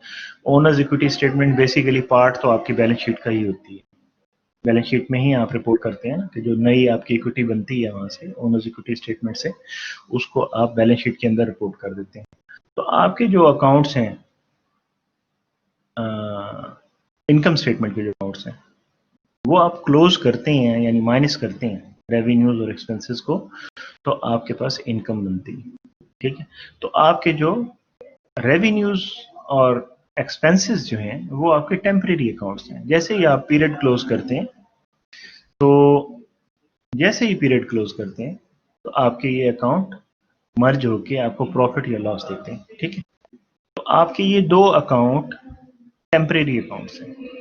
ठीक है, आपने इन अकाउंट्स को क्लोज करना होता है। कौन से अकाउंट्स को क्लोज करता है? जो कि टेम्परेरी अकाउंट्स होते हैं उनको क्लोज करते हैं। और बैलेंस शीट के अंदर से आपका सिर्फ एक अकाउंट है जो क्लोज होता है, और वो अकाउंट है आपका इक्विटी का अकाउंट, जिसे हम ड्राइंग का अकाउंट कहते हैं। तो आपके टोटल तीन अकाउंट हैं जो टेम्परेरी हैं, और बाकी आपके अकाउंट परमानेंट हैं, ये क्लोज नहीं होते। इनके बैलेंसेस आगे ट्रांसफर होते हैं। ठीक है, इनके बैलेंसेस आगे ट्रांसफर होते रहते हैं, ये क्लोज हो जाते हैं। इसका मतलब हमने रेवेन्यू के अकाउंट्स को क्लोज करना है, एक्सपेंसेस के अकाउंट को क्लोज करना है, और ओनर्स के ड्राइंग के अकाउंट को क्लोज करना है। हमें अगर आज 31 अक्टूबर है, हमने 31 अक्टूबर को प्रॉफिट या लॉस कैलकुलेट कर लिया, तो हमने जैसे ही प्रॉफिट एंड लॉस कैलकुलेट किया, हम ये रेवेन्यूज के सारे एक्सपेंसेस को क्लोज कर देना है और एक्सपेंसेस के सारे अकाउंट्स को क्लोज कर देना है। इसमें आपका जब नया 1 नवंबर स्टार्ट, नया पीरियड स्टार्ट होगा। 31 अक्टूबर तक के हम एग्जांपल देख रहे थे, इसलिए मैं 31 अक्टूबर का जिक्र कर रहा हूँ। तो 1 नवंबर से आपके इन अकाउंट्स में कोई बैलेंस प्रीवियस से नहीं आ रहा होगा, प्रीवियस पीरियड से, जबकि आपके एसेट्स के अकाउंट में पीछे से बैलेंस आ रहा होता है, लायबिलिटी के अकाउंट में पीछे से बैलेंस आ रहा होता है, ओनर्स कैपिटल अकाउंट में पीछे से बैलेंस आ रहा होता है। तो आप इनकी नेचर को अंडरस्टैंड करें। हम क्लोज तो करते हैं अकाउंट्स, लेकिन कौन से अकाउंट्स क्लोज करते हैं? जो टेम्परेरी अकाउंट्स होते हैं। और आपके टेम्परेरी अकाउंट्स कौन कौन से हैं? जैसे कि इस स्लाइड को नजर आ रहा है कि सारे रेवेन्यू के अकाउंट्स क्लोज करने हैं, सारे एक्सपेंसेस के अकाउंट क्लोज करने हैं, और आपने ओनर के ड्राइंग अकाउंट को क्लोज करना है। ठीक है, अब ये क्लोजिंग आप कैसे करते हैं? बहुत सिंपल है। सिंपल, आपने कुछ ट्रांजेक्शन्स करनी है और ये अकाउंट्स क्लोज हो जाए। लेट्स सी, इसको हम देखते हैं अभी। क्लोजिंग एंट्री में आप क्या करते हैं अभी? जनरल लेजर के अंदर, जनरल लेजर आपने किसे कहा था? वो सारे सेट ऑफ अकाउंट्स को आपने जनरल लेजर कहा था। ट्रांसफर क्या करते हैं आप? नेट इनकम को या नेट लॉस को ट्रांसफर कर देते हैं। कहाँ पे? ओनर्स इक्विटी के अंदर ट्रांसफर करते हैं। और ओनर ड्राइंग को आप क्या करते हैं? उसको भी क्लोज करते हैं ओनर कैपिटल के अकाउंट में। ओनर कैपिटल के अकाउंट में या ओनर इक्विटी के अकाउंट में आपकी नेट इनकम और ओनर ड्राइंग, ये दोनों अकाउंट यहाँ जाके मर्ज हो जाते हैं। आप यूं समझें कि ये खत्म हो जाते हैं यहाँ के ओनर इक्विटी के अंदर ना। जैसे ही पीरियड एंड होता है, आपका फाइनेंशियल पीरियड एंड होता है, जिस फाइनेंशियल पीरियड जब आप समराइज करके स्टेटमेंट्स बना रहे हैं उसको हम फाइनेंशियल पीरियड कहेंगे, जिसे हमने टाइमिंग एजम्पशन के अंदर हमने देखा था। क्या हमने इसे कहा था? पीरियडोसिटी एजम्पशन कहा था या टाइमिंग एजम्पशन कहा था हमने। ठीक है, तो आपका जब वो टाइम कंप्लीट होता है तो ओनर कैपिटल के अंदर आपकी नेट इनकम भी इसी के अंदर आ जाएगी और ये भी इसी के अंदर, तो ये क्लोज होता है। Closing entries are only made at the end of the annual accounting period. लें, ये चीज इंपॉर्टेंट है, दिस इज इंपॉर्टेंट। आप मंथली स्टेटमेंट्स बना रहे हैं, लेकिन आप क्लोज कब करेंगे? जब आपकी फिस्कल ईयर कंप्लीट होगा, तो तब आप उसको क्लोज करेंगे। Not every month you will close the accounts. Is that clear? Clear है? आप कब क्लियर इसको करेंगे? जब आपका फिस्कल ईयर एंड होगा। ठीक है, जब आपकी रिक्वायरमेंट होगी उसकी, अपना रेगुलेटर की रिक्वायरमेंट होगी कि आपने डिस्क्लोजर करना है, एनुअल डिस्क्लोजर। आपने एनुअली अपनी जो स्टेटमेंट्स पब्लिश करनी है उस पे आप उसकी क्लोजिंग करें। ठीक है, अब इसमें दिखा रहे हैं वो ग्राफिकली कि कौन कौन से अकाउंट्स कहाँ कहाँ जाके क्लोज होते हैं। ठीक है, आपके रेवेन्यूज का अकाउंट और एक्सपेंसेस का अकाउंट क्लोज होता है, आप दरमियान में एक नया अकाउंट बने। इस अकाउंट को हम कहते हैं इनकम समरी अकाउंट। ठीक है, एक नया अकाउंट आप बनाएंगे जब आप क्लोज करने लगते हैं, तो आप एक नया अकाउंट बनाते हैं। इस अकाउंट का नाम आप रखते हैं इनकम समरी। तो आप जितने भी रेवेन्यूज हैं, रेवेन्यू का बैलेंस क्या होता है? क्रेडिट बैलेंस होता है। तो सारे का सारा बैलेंस आप शिफ्ट करेंगे इनकम समरी में। कैसे शिफ्ट करेंगे बैलेंस? यहाँ पे फॉर एग्जांपल आपके रेवेन्यूज हैं 10,600, तो आपने क्या करना है? यहाँ पे आपने क्या एंट्री करनी है? आपने करना है जी कि ये इनकम समरी में शिफ्ट कर दिया हमने सारा का सारा। कैसे शिफ्ट किया? आपने रेवेन्यू को डेबिट कर देना है, जबकि रेवेन्यू का बैलेंस का क्या होता है? क्रेडिट होता है। 10,600 से आपने रेवेन्यू को डेबिट कर देना है और उसके अगेंस्ट आपने इनकम समरी को क्रेडिट कर देना है, और ये अकाउंट आपका जीरो बैलेंस हो जाएगा। ठीक, इस तरह से एक्सपेंसेस का बैलेंस आपका डेबिट बैलेंस होता है। तो फॉर एग्जांपल आपका एक्सपेंसेस का बैलेंस फॉर एग्जांपल 8,000 आ रहा है। ठीक है, तो आपने 8,000 से एक्सपेंसेस को क्रेडिट कर देना है और उसके अगेंस्ट आपने वो सारा का सारा बैलेंस उठा के शिफ्ट कर देना है इनकम समरी के अंदर। तो आप इनकम समरी को क्रेडिट कर देंगे, तो इधर से भी आपका बैलेंस उठ के इधर आ गया और इधर से भी आपका बैलेंस उठ के इधर आ गया। तो ये देखें 1, ये 2 लिखा हुआ है। ये देखें 1 में क्या है? Close revenues to income summary, और 2 में close expenses to income summary. इन दोनों को आपने इसके अंदर मर्ज कर दिया, और इनकम समरी को आपने उठा के कहाँ मर्ज किया है? इनकम समरी का जो भी आपका बैलेंस आ रहा होगा वो बेसिकली आपका क्या होगा?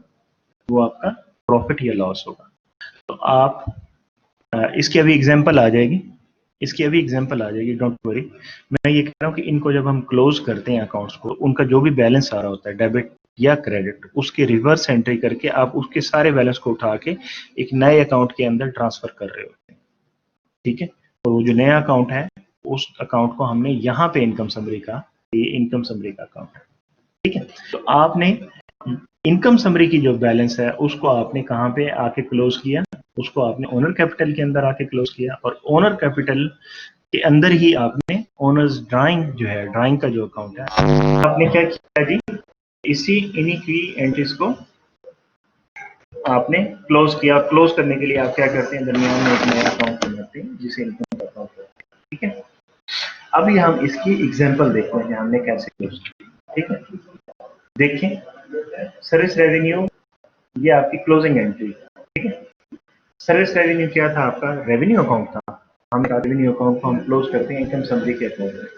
अब आपके पास सर्विस रेवेन्यू के अकाउंट में कितनी वैल्यू थी, 10,600 थी, और रेवेन्यू क्या होता है, क्रेडिट होता है ना। इस अकाउंट को आपने क्लोज करने के लिए डेबिट कर दिया, और इस पूरे बैलेंस को जब यहाँ डेबिट किया तो एक नया अकाउंट आपने बनाया था जिसके अंदर इसके अगेंस्ट, यानी ये सारा बैलेंस यहाँ से उठा के यहाँ डेबिट से क्रेडिट में शिफ्ट करें। इनकम समरी के अंदर आपने इसको डाल दिया। देखिए इसकी जो नरेशन लिखी है वो क्या लिखी है, to close revenue account. First entry क्या की आपने, रेवेन्यू अकाउंट को क्लोज किया। नंबर 2 आपने क्या किया, आपने एक्सपेंसेस के अकाउंट को क्लोज किया। एक्सपेंसेस का बैलेंस क्या होता है, डेबिट बैलेंस होता है, तो आपने सारे एक्सपेंसेस को आपने क्रेडिट साइड किया, ठीक है। ये जनरल जर्नल के अंदर आप एंट्री करें, सारे जो एक्सपेंसेस थे उनको क्रेडिट कर दिया, और जब इनको आप ट्रांसफर करेंगे उनके अंदर तो इनके बैलेंसेस जीरो हो जाएंगे। तो इस जो टोटल वैल्यू बनी सारे एक्सपेंसेस की, उसके साथ आपने इनकम समरी को डेबिट कर दिया, ठीक है। तो आपने ये सारा बैलेंस उठा के इधर, आप यूं समझें कि एक गिलास से पानी दूसरे गिलास में डाल रहे हैं, ठीक है। अब दोनों गिलास डिफरेंट है, एक गिलास ओरिजिनल है और दूसरा गिलास आपका टेम्परेरी है।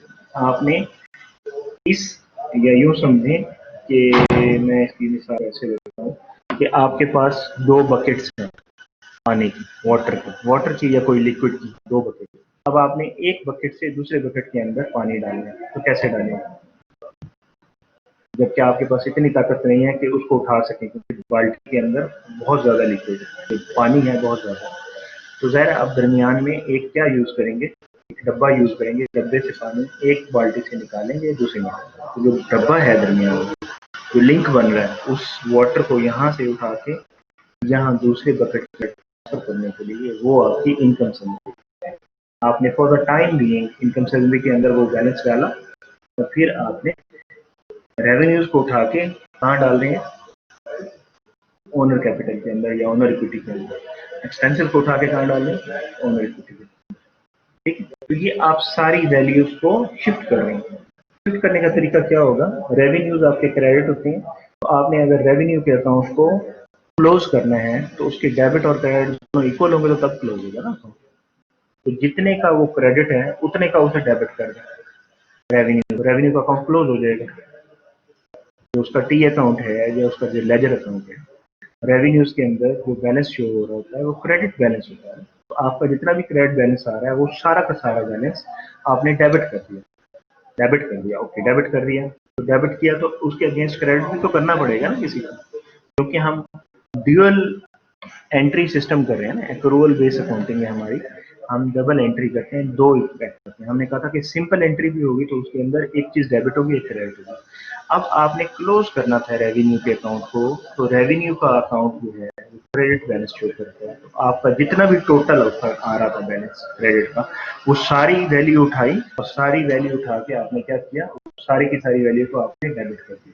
सर्विस रेवेन्यू के अंदर टोटल वैल्यू शो हो रही थी 10,600, इस केस के अंदर, इस एग्जांपल के लिए। तो आपने सारे को डेबिट कर दिया। अब डेबिट किया, उसके अगेंस्ट क्रेडिट किसे करेंगे, तो ये जो दरमियान में डब्बा यूज कर रहे हैं, जिससे आप शिफ्ट कर रहे हैं एक बकेट से लिक्विड को दूसरी बकेट के अंदर डाल रहे हैं, रेवेन्यू की बकेट से उठा के आप उसे डाल रहे हैं ओनर इक्विटी की बकेट के अंदर। तो दरमियान में जो चीज यूज कर रहे हैं उसको आप जो दरमियान में यूज कर रहे हैं उसमें डालेंगे ना लिक्विड को। इधर से लिक्विड निकालना है, उधर डालना, तो पहले डब्बे में आएगा फिर दूसरी बकेट में जाएगा। तो डब्बे के अंदर जो लिक्विड डाल रहे हैं वो आपका income summary account, temporary account है। ठीक, आपने किसी भी अकाउंट को क्लोज करना होगा तो कैसे क्लोज करेंगे? आप जरा जवाब दें, मैं आपको जरा इन्वॉल्व कर लेता हूँ।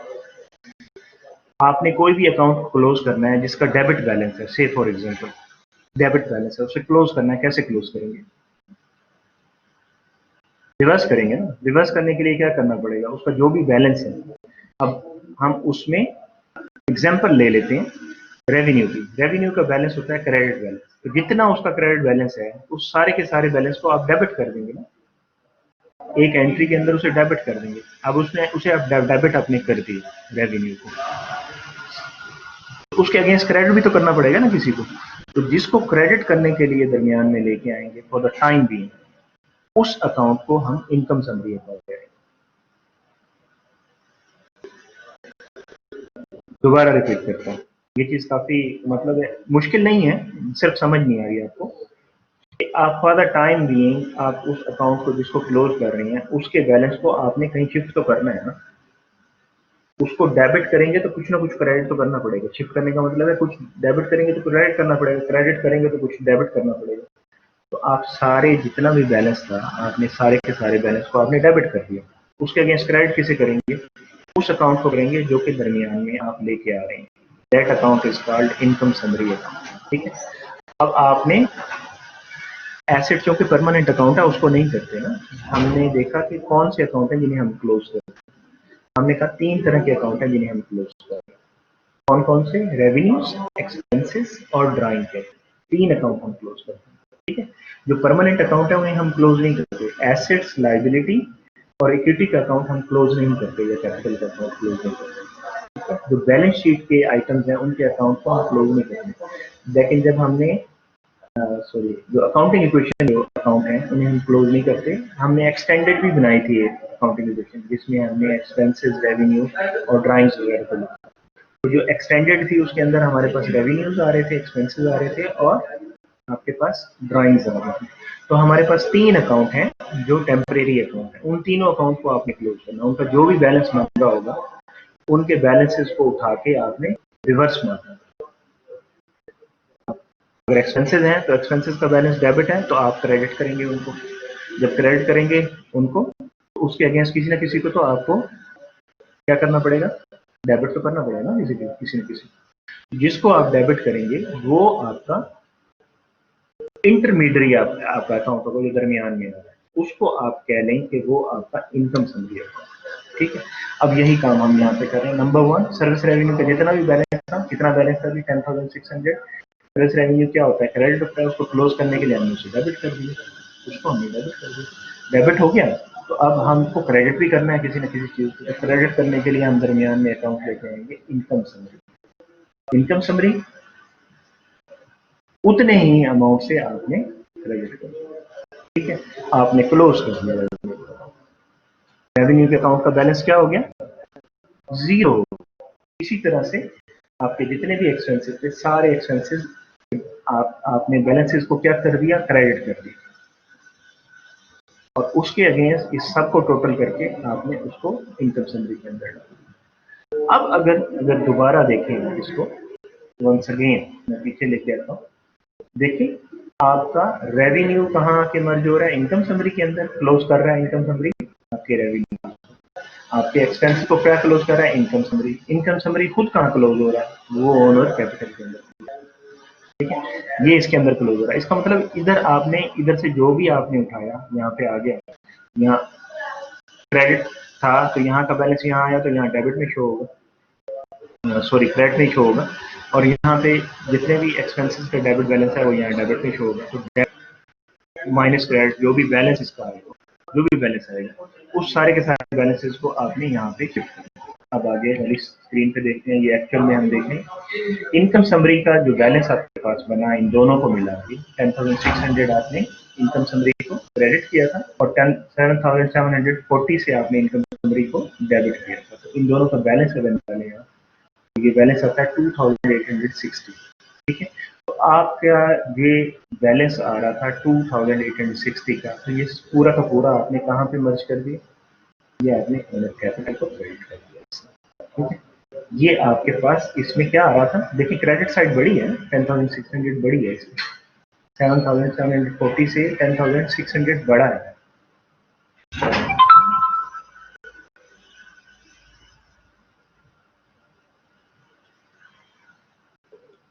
अच्छा, ये उसमें बड़ी अमाउंट आ रही है, तो ये जो क्रेडिट साइड है आपकी, ये सारी आपकी डेबिट हो जाएगी। आपने क्लोज कर दिया, इसको क्लोज कर दिया, ये सारा का सारा आपका ओनर कैपिटल के अंदर है। ठीक है, इसी तरह से अगर आपके ड्राइंग के अंदर कोई वैल्यू थी तो ड्राइंग को आपने रिवर्स मारा, ड्राइंग का अकाउंट क्या होता है, डेबिट होता है, उसको आपने क्रेडिट कर दिया ड्राइंग के अकाउंट को, और ओनर कैपिटल के अकाउंट को आपने डेबिट कर दिया।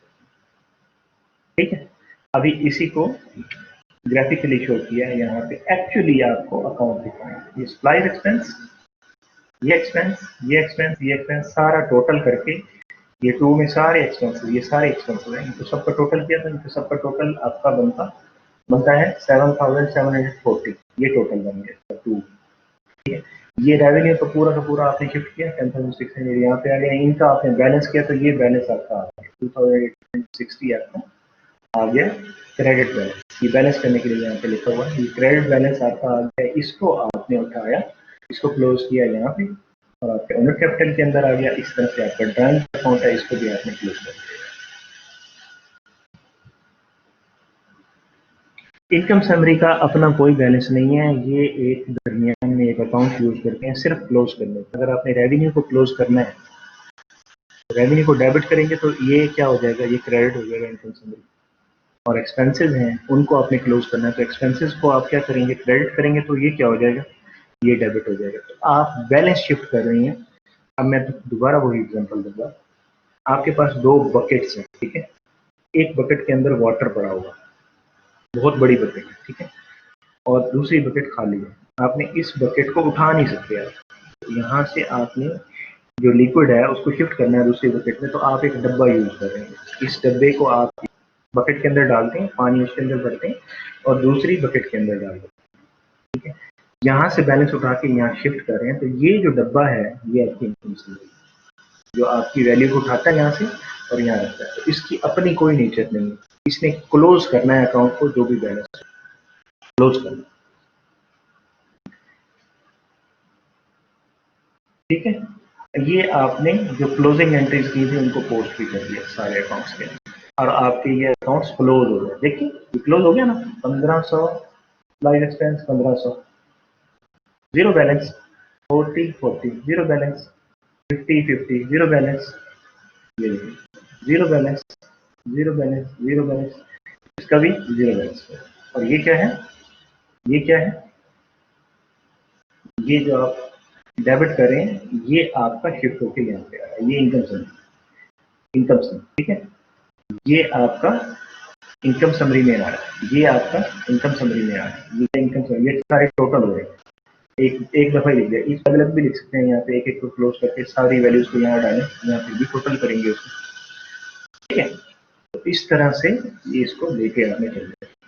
तो ये आपकी क्लोजिंग एंट्री, आपकी बुक्स इस तरह से क्लोज होती हैं।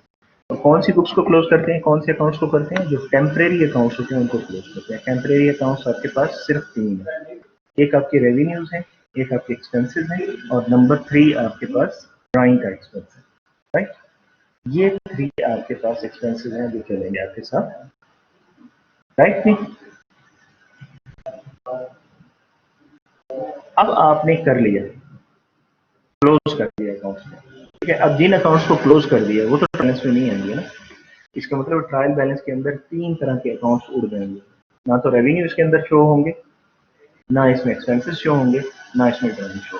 उसके अलावा जितने भी बैलेंसेज हैं आपके पास, वो सारे के सारे आपके ट्रायल बैलेंस के डेबिट और क्रेडिट साइड पे शो होंगे, और इस ट्रायल बैलेंस को हम क्या कहेंगे, पोस्ट क्लोजिंग ट्रायल बैलेंस कहेंगे। तीसरी ट्रायल बैलेंस क्या है, इसको हम कहेंगे पोस्ट क्लोजिंग ट्रायल बैलेंस। इसका मकसद क्या है, ये आपकी चेक करती है कि क्या आपकी जो स्टेटमेंट्स बनी है वो सही सही बनी है या नहीं बनी है, जो आपकी इनकम स्टेटमेंट है वो सही बन गई है, बैलेंस शीट सही बन गई है। आप देखेंगे देखें इसके अंदर कोई रेवेन्यू एक्सपेंस नजर आ रहा है? एक्सपेंस सॉरी, कोई रेवेन्यू नजर आ रहा है? नहीं। कोई एक्सपेंस नजर आ रहा है? नहीं। सारे एक्सपेंसेस गए। और कोई ड्राइंग का अकाउंट नजर आ रहा है? नहीं। ठीक है, ओनर कैपिटल का अकाउंट नजर आ रहा है। तो सारी बाकी चीजें इसके अंदर नजर आ रही हैं। आपने क्लोज कर दिया था ओनर कैपिटल के अंदर क्या चीज? एक्सपेंसेस को, रेवेन्यूज को और ड्राइंग्स को इसके अंदर क्लोज कर दिया। तो सारा आपका बैलेंस इसके अंदर।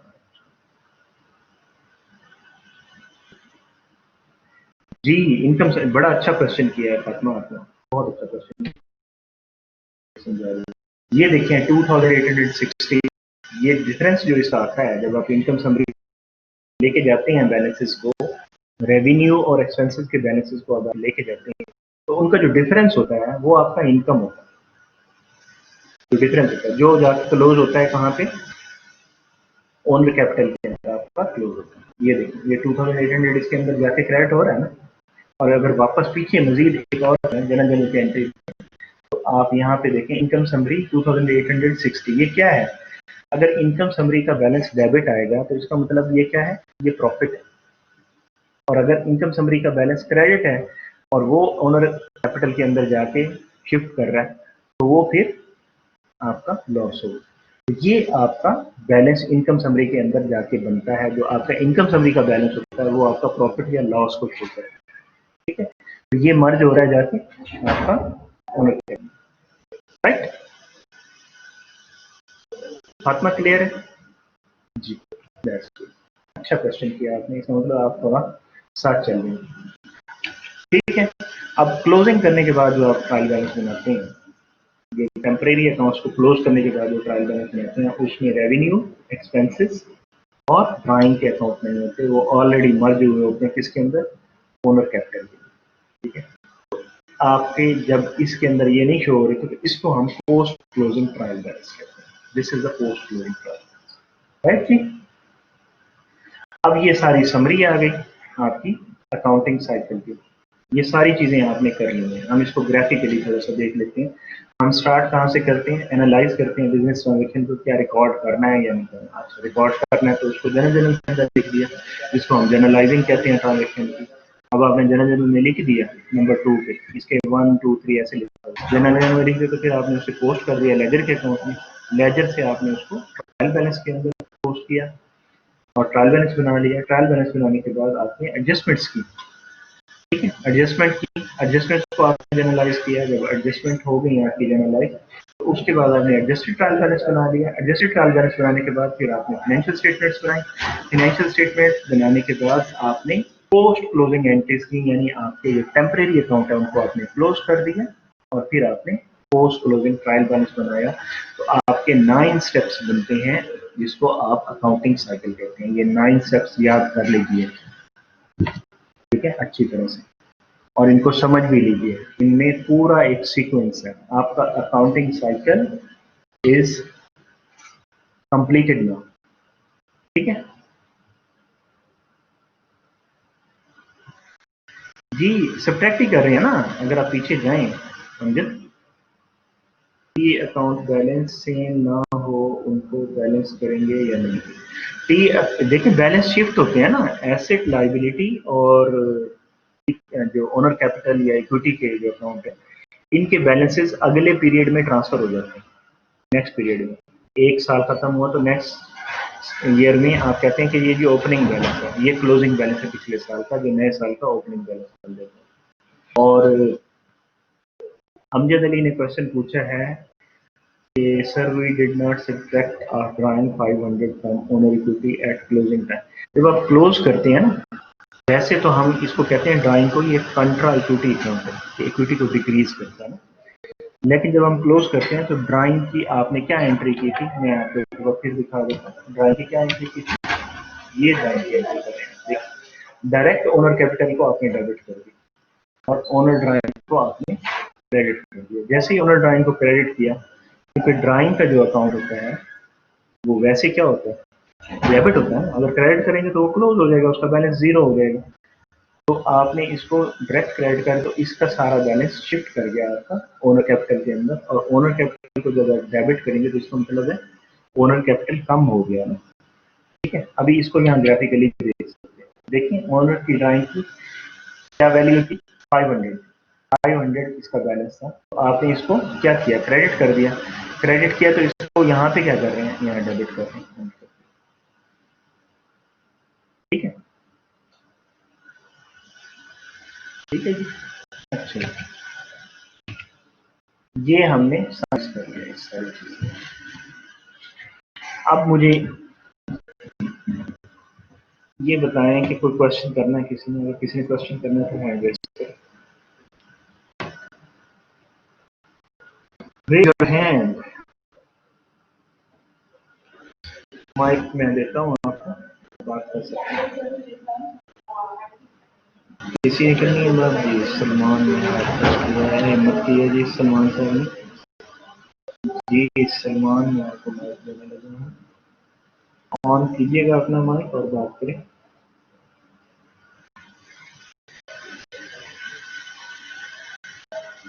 सलमान।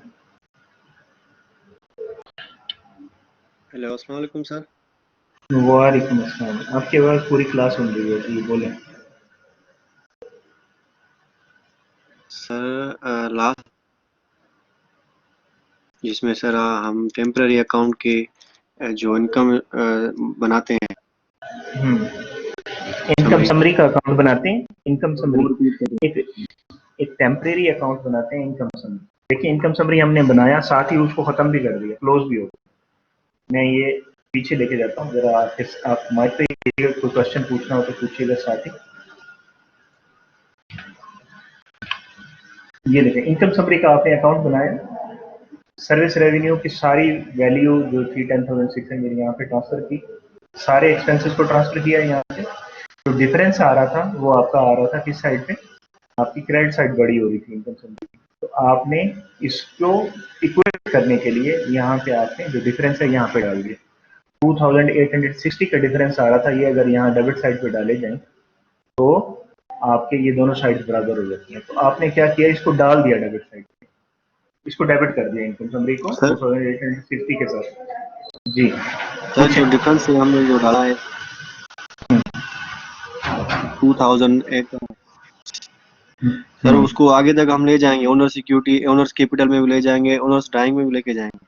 यहाँ ओनर्स कैपिटल में उसको बस नहीं नहीं मर्ज नहीं, कर ऑनर देंगे। कैपिटल के अंदर ले जाएंगे, ड्राइंग में क्यों ले जाएंगे, ड्राइंग को तो हम खुद क्लोज कर रहे हैं। ये इस अकाउंट को आप क्लोज कर रहे हैं ना, इनकम समरी का अकाउंट कैसे क्लोज होगा, कोई भी अकाउंट उस वक्त क्लोज होता है जब उसका बैलेंस जीरो हो जाता है, डेबिट और क्रेडिट इक्वल हो जाता है। क्लोज जी किस वक्त सर। होता है account, yes sir, income summary तो क्लोज हो गया सर, दोनों ये इनकम समरी क्लोज दोनों हुआ। साइड। हाँ, जी ये क्लोज हुआ, कैसे क्लोज हुआ ये पीछे मैं दिखाता हूँ आपको, इनकम समरी कैसे क्लोज हुआ। यहाँ देखें इनकम समरी को डेबिट कर दिया 2860 के साथ, और ओनर कैपिटल को आपने क्रेडिट कर दिया, और यही चीज यहाँ पे जी शो हो रही है आपको। 2860 आपका डेबिट हो गया इनकम समरी में, और ये क्लोज हो गया, दोनों बैलेंस हो गए। आपने इनकम समरी बनाया और साथ ही क्लोज भी कर दी। ठीक है, और क्लोज कहाँ जाके किया आपने, उसको ओनर कैपिटल के अंदर क्लोज कर दिया। Okay sir, thank you. आ गई समझ। इसी तरह जी सर, आपने अभी ओनर ड्राइंग को भी इसी तरह से क्लोज किया इन द सेम। जी सर। एनी अदर, किसी और का क्वेश्चन है? आई अप्रिशिएट अगर आप पूछते हैं क्वेश्चन तो यकीनन एक इंटरेक्टिव तरीके से जरा ज़्यादा समझ आती है। जी उसामा कुछ पूछना चाह रहे हैं, उसामा को माइक देते हैं। जी उसामा। सर ये जो ऑनर्स इक्विटी का जो ये बैलेंस बराबर नहीं आ रहा, जैसे कि ये डेबिट साइड है वहाँ 500 है, तो अब इसको बैलेंस नहीं करेंगे क्या? दोबारा पूछें क्वेश्चन।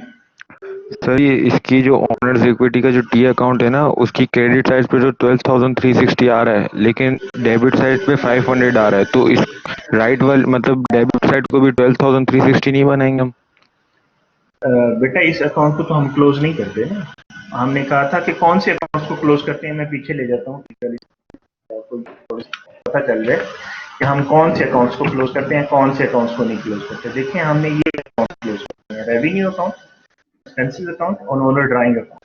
इसको क्लोज नहीं करना, परमानेंट कौन से हैं, एसेट अकाउंट को क्लोज नहीं करना, लायबिलिटी अकाउंट को क्लोज नहीं करना और ओनर कैपिटल अकाउंट को क्लोज नहीं करना। तो आप इसको क्यों इक्वल करेंगे? इसको तो क्लोज ही नहीं करना आपने, ओनर कैपिटल को। तो ये तो आप शो कर रहे होते हैं ना बैलेंस शीट के अंदर आप ओनर कैपिटल। ठीक है सर। ये क्लोज होने वाला अकाउंट नहीं है, इसीलिए आप इसे क्लोज नहीं कर रहे। अब आपका क्वेश्चन था यहाँ पे, ये क्वेश्चन था आपका यहाँ पे बैलेंस 12,360 आ रहा है और यहाँ पे 500 आ रहा है, ठीक है, यही क्वेश्चन था ना आपका। ये आपका 12,360 ये आपका बैलेंस है इस अकाउंट का, जो कहाँ पे शो हो रहा है। अगर आप आगे जाते हैं तो देखिए, ये ओनर कैपिटल के अंदर ये बैलेंस शो हो रहा है ना, क्रेडिट 12,360। तो ये आपका ना क्लोज होने वाला है अकाउंट, ये आपका परमानेंट अकाउंट है बैलेंस शीट पर। ठीक है sir. Okay sir. Got sir it? एक और क्वेश्चन था सर, एक और क्वेश्चन है।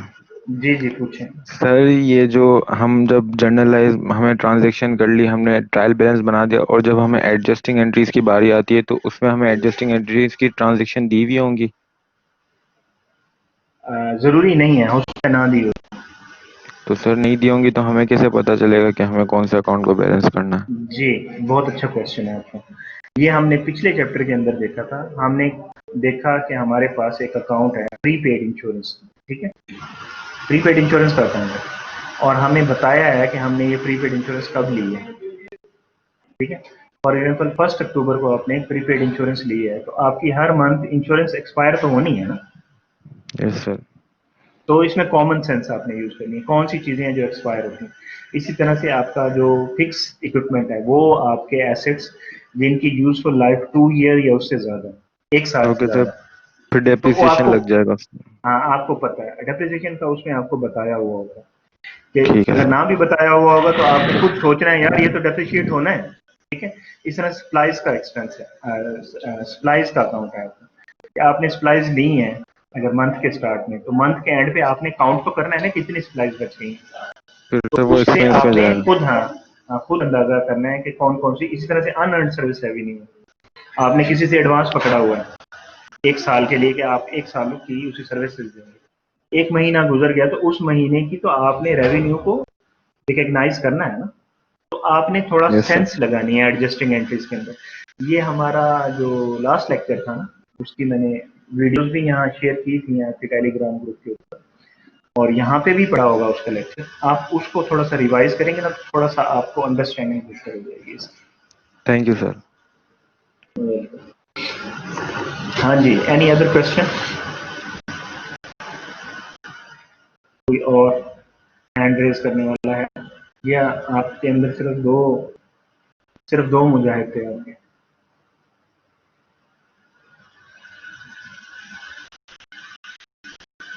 अच्छा, ये आपका अकाउंटिंग साइकिल हमने कंप्लीट कर लिया। ये उसके 9 स्टेप्स हैं जो हमने, ठीक है, 9 स्टेप्स आपने किए। अच्छा, आप में से अगर कोई क्वेश्चन माइक पे आके नहीं पूछना पड़ता तो यहाँ भी आप जो है टेक्स्ट भी कर सकते हैं या टाइप भी कर सकते हैं। और एक काम और भी करते हैं, थोड़ा सा आपको चेक भी कर लेते हैं कि आर यू देयर, ठीक है, आर यू देयर।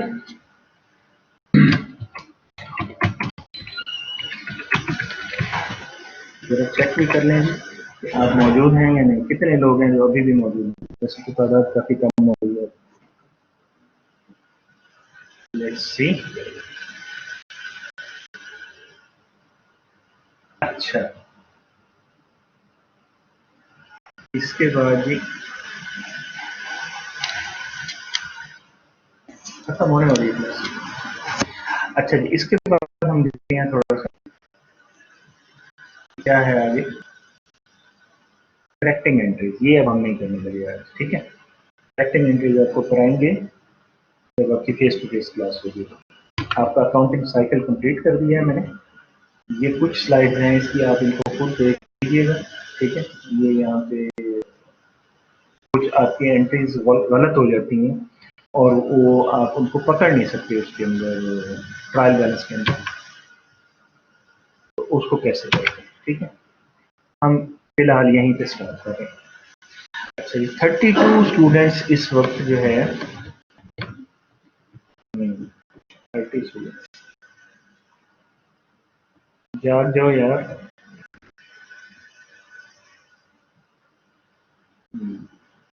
अच्छा, आपको एक असाइनमेंट मिलेगी आज, आपकी एक असाइनमेंट अपलोड कर देंगे हम। ये असाइनमेंट जो है आपकी मिड से पहले की असाइनमेंट है आपकी, इसको आप कोशिश करें, इसको करें। ये अपलोड हो जाएगी आज, और आपको टेलीग्राम के ऊपर इन्फॉर्म भी कर देंगे कि आपकी असाइनमेंट आ गई है। और एक क्विज भी हम डालेंगे, क्विज हम डालेंगे, देखते हैं रियाज साहब से मैं थोड़ा सा डिस्कस कर लूँ। तो क्विज आपका डालते हैं या तो फेस टू फेस क्लास के बाद या उससे पहले। अच्छा, ज़रा ये आप चेक कर लें, तो लोग बैठे हैं ना वो ज़रा चेक कर लें कि कितने लोग प्रेजेंट हैं। 23 people are not there on the system. In total 70 are shown here. तो ये आपकी जो है वो, और एक माशाल्लाह एक साहब ऐसे भी हैं जिन्होंने कहा है कि वो प्रेजेंट नहीं है,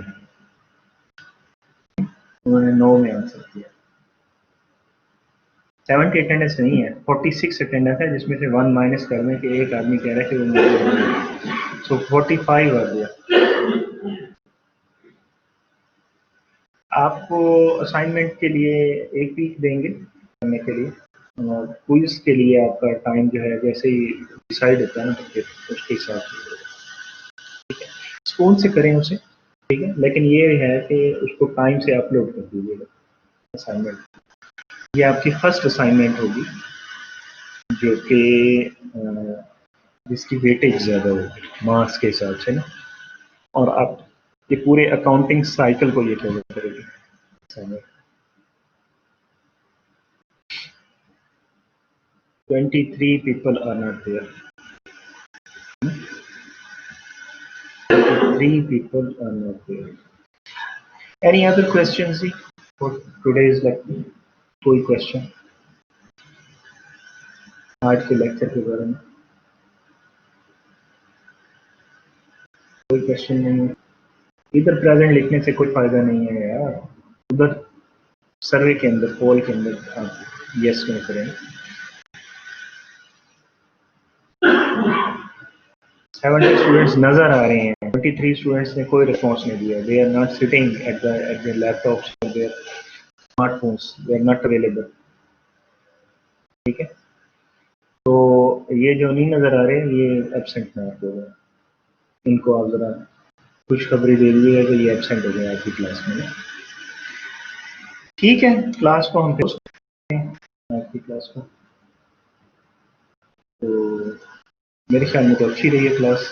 एक बार फिर मैं आपको चांस देता हूँ, अगर किसी ने कोई क्वेश्चन करना है आपकी क्लास के बारे में, कोई और क्वेश्चन है आपका क्लास के अलावा, वो भी पूछ सकते हैं। मैं आपको 2 मिनट और हैं मेरे पास।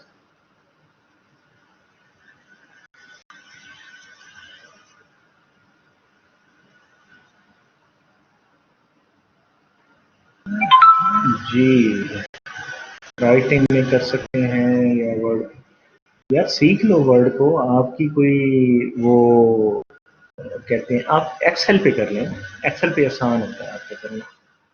आप एक्सेल पे करके तो उसको अपलोड कर दीजिएगा। नेक्स्ट क्लास इंशाल्लाह फेस टू फेस होगी। अल्लाह ताला खैरियत रखे। जो सिचुएशन चल रही है, पिक्चर लेके ना करें, उसको चेक करना थोड़ा मुश्किल होता है। आप उसको एक्सेल के ऊपर करें, थोड़ा एक्सेल भी सीख लें।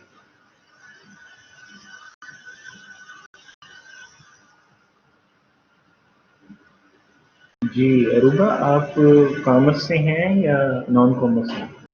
इंजीनियरिंग की स्टूडेंट, ठीक है। असल में इस पूरी क्लासेस का मकसद ही यही था। अब आपकी जो नेक्स्ट क्लास है, इसके बाद आपका लेवल और कॉमर्स वालों का लेवल सेम हो जाएगा। बहुत, आप कह लें कि ऑलमोस्ट सेम होगा, कोई माइनर ही चेंजेस होगा, 19-20 का फर्क होगा। लेकिन इसको प्रैक्टिस करें ज़्यादा से ज़्यादा, मिड टर्म एग्जाम में अच्छा करें आप अपना।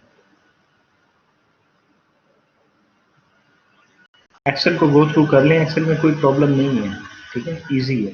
कॉलम्स उसमें आप डेबिट और क्रेडिट लिख दें ऊपर, ठीक है, और डेबिट की एंट्री में डेबिट लिखें, क्रेडिट की एंट्री में क्रेडिट लिखें, अकाउंट टाइटल उसमें जितने कॉलम्स भी आप लेना चाहें, एंगेज करना चाहें करके उनको आप उसको बना सकते हैं, उसको जनरल भी बना सकते हैं, टी अकाउंट भी बना सकते हैं, सब कुछ कर सकते हैं उसको, ठीक है, ईजी। पीडीएफ में तो आप कन्वर्ट करते हैं ना बाद में, पीडीएफ में डायरेक्ट थोड़ी राइट करते हैं।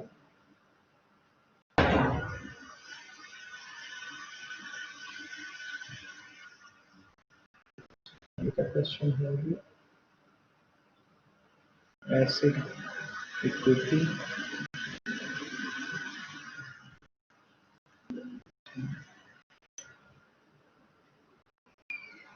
जी पार्ट में ब्रेक कर रहे हैं, लेकिन हम देख रहे हैं इसमें जो रेवेन्यू और एक्सपेंसेस और जो ड्राइंग्स हैं वो हमारे टेम्परेरी अकाउंट्स हैं जिन्हें हम क्लोज कर देते हैं। सीखने की जरूरत नहीं है, जैसे ही आप एक्सेल को करेंगे तो आपको आ जाएगा उसके अंदर, इट्स इजी, बिल्कुल मुश्किल नहीं होगा, सबसे आसान इसको एक्सेल के अंदर करना है।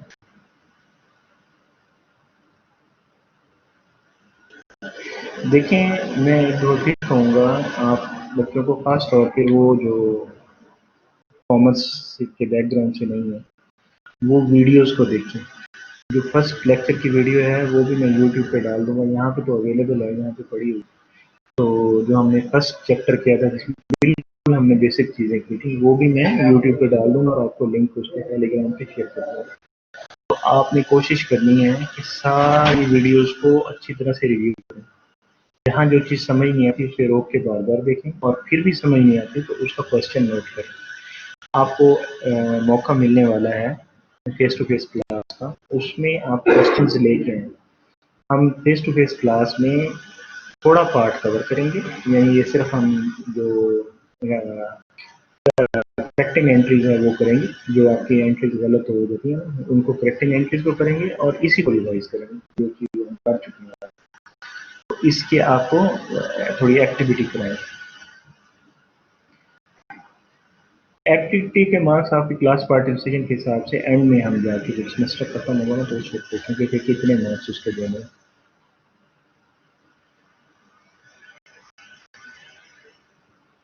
9 वाला पॉइंट कौन सा है भाई? 9 वाला कौन सा पॉइंट है?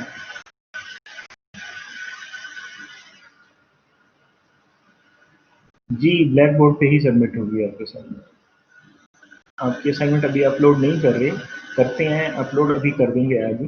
जैसे अपलोड करेंगे तो आपको टेलीग्राम के ऊपर हम मैसेज डाल देंगे कि अपलोड कर दिए।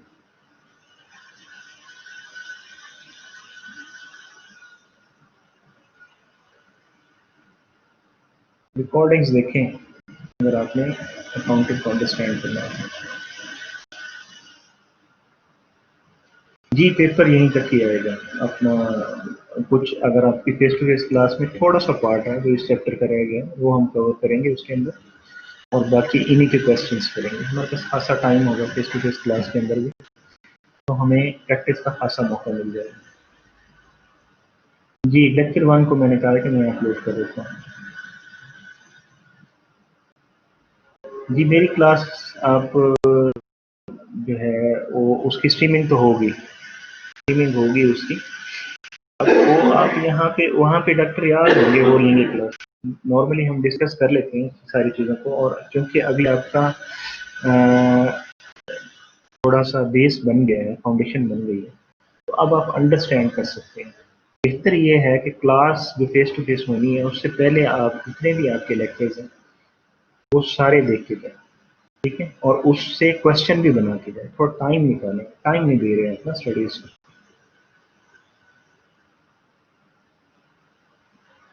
पोस्ट क्लोजिंग ट्रायल बैलेंस में हमने कहा जो अकाउंट्स हमने क्लोज करने थे वो क्लोज करने के बाद हमने फिर डेबिट क्रेडिट के सारे जो अकाउंट्स थे उनके अंदर उनके बैलेंसेस लिखे, बिल्कुल वैसे जैसे ट्रायल बैलेंस में लिखते थे वैसे एडजस्टेड ट्रायल बैलेंस में लिखते, ठीक है। तो हमने वहाँ पे लिख के उनको टोटल किया तो वो डेबिट और क्रेडिट फिर इक्वल आए, और उसमें कौन से अकाउंट आपके नहीं होंगे उसमें रेवेन्यू आपने क्लोज कर दिया, एक्सपेंसेस सारे क्लोज कर दिया आपने, ड्राइंग का अकाउंट क्लोज कर दिया। ये तीनों अकाउंट वहाँ पे नहीं नजर आएंगे, जो ट्रायल बैलेंस आप बनाएंगे बिल्कुल वैसे ही बनाएंगे। तो इस ट्रायल बैलेंस को आप पोस्ट क्लोजिंग ट्रायल बैलेंस बनाएंगे।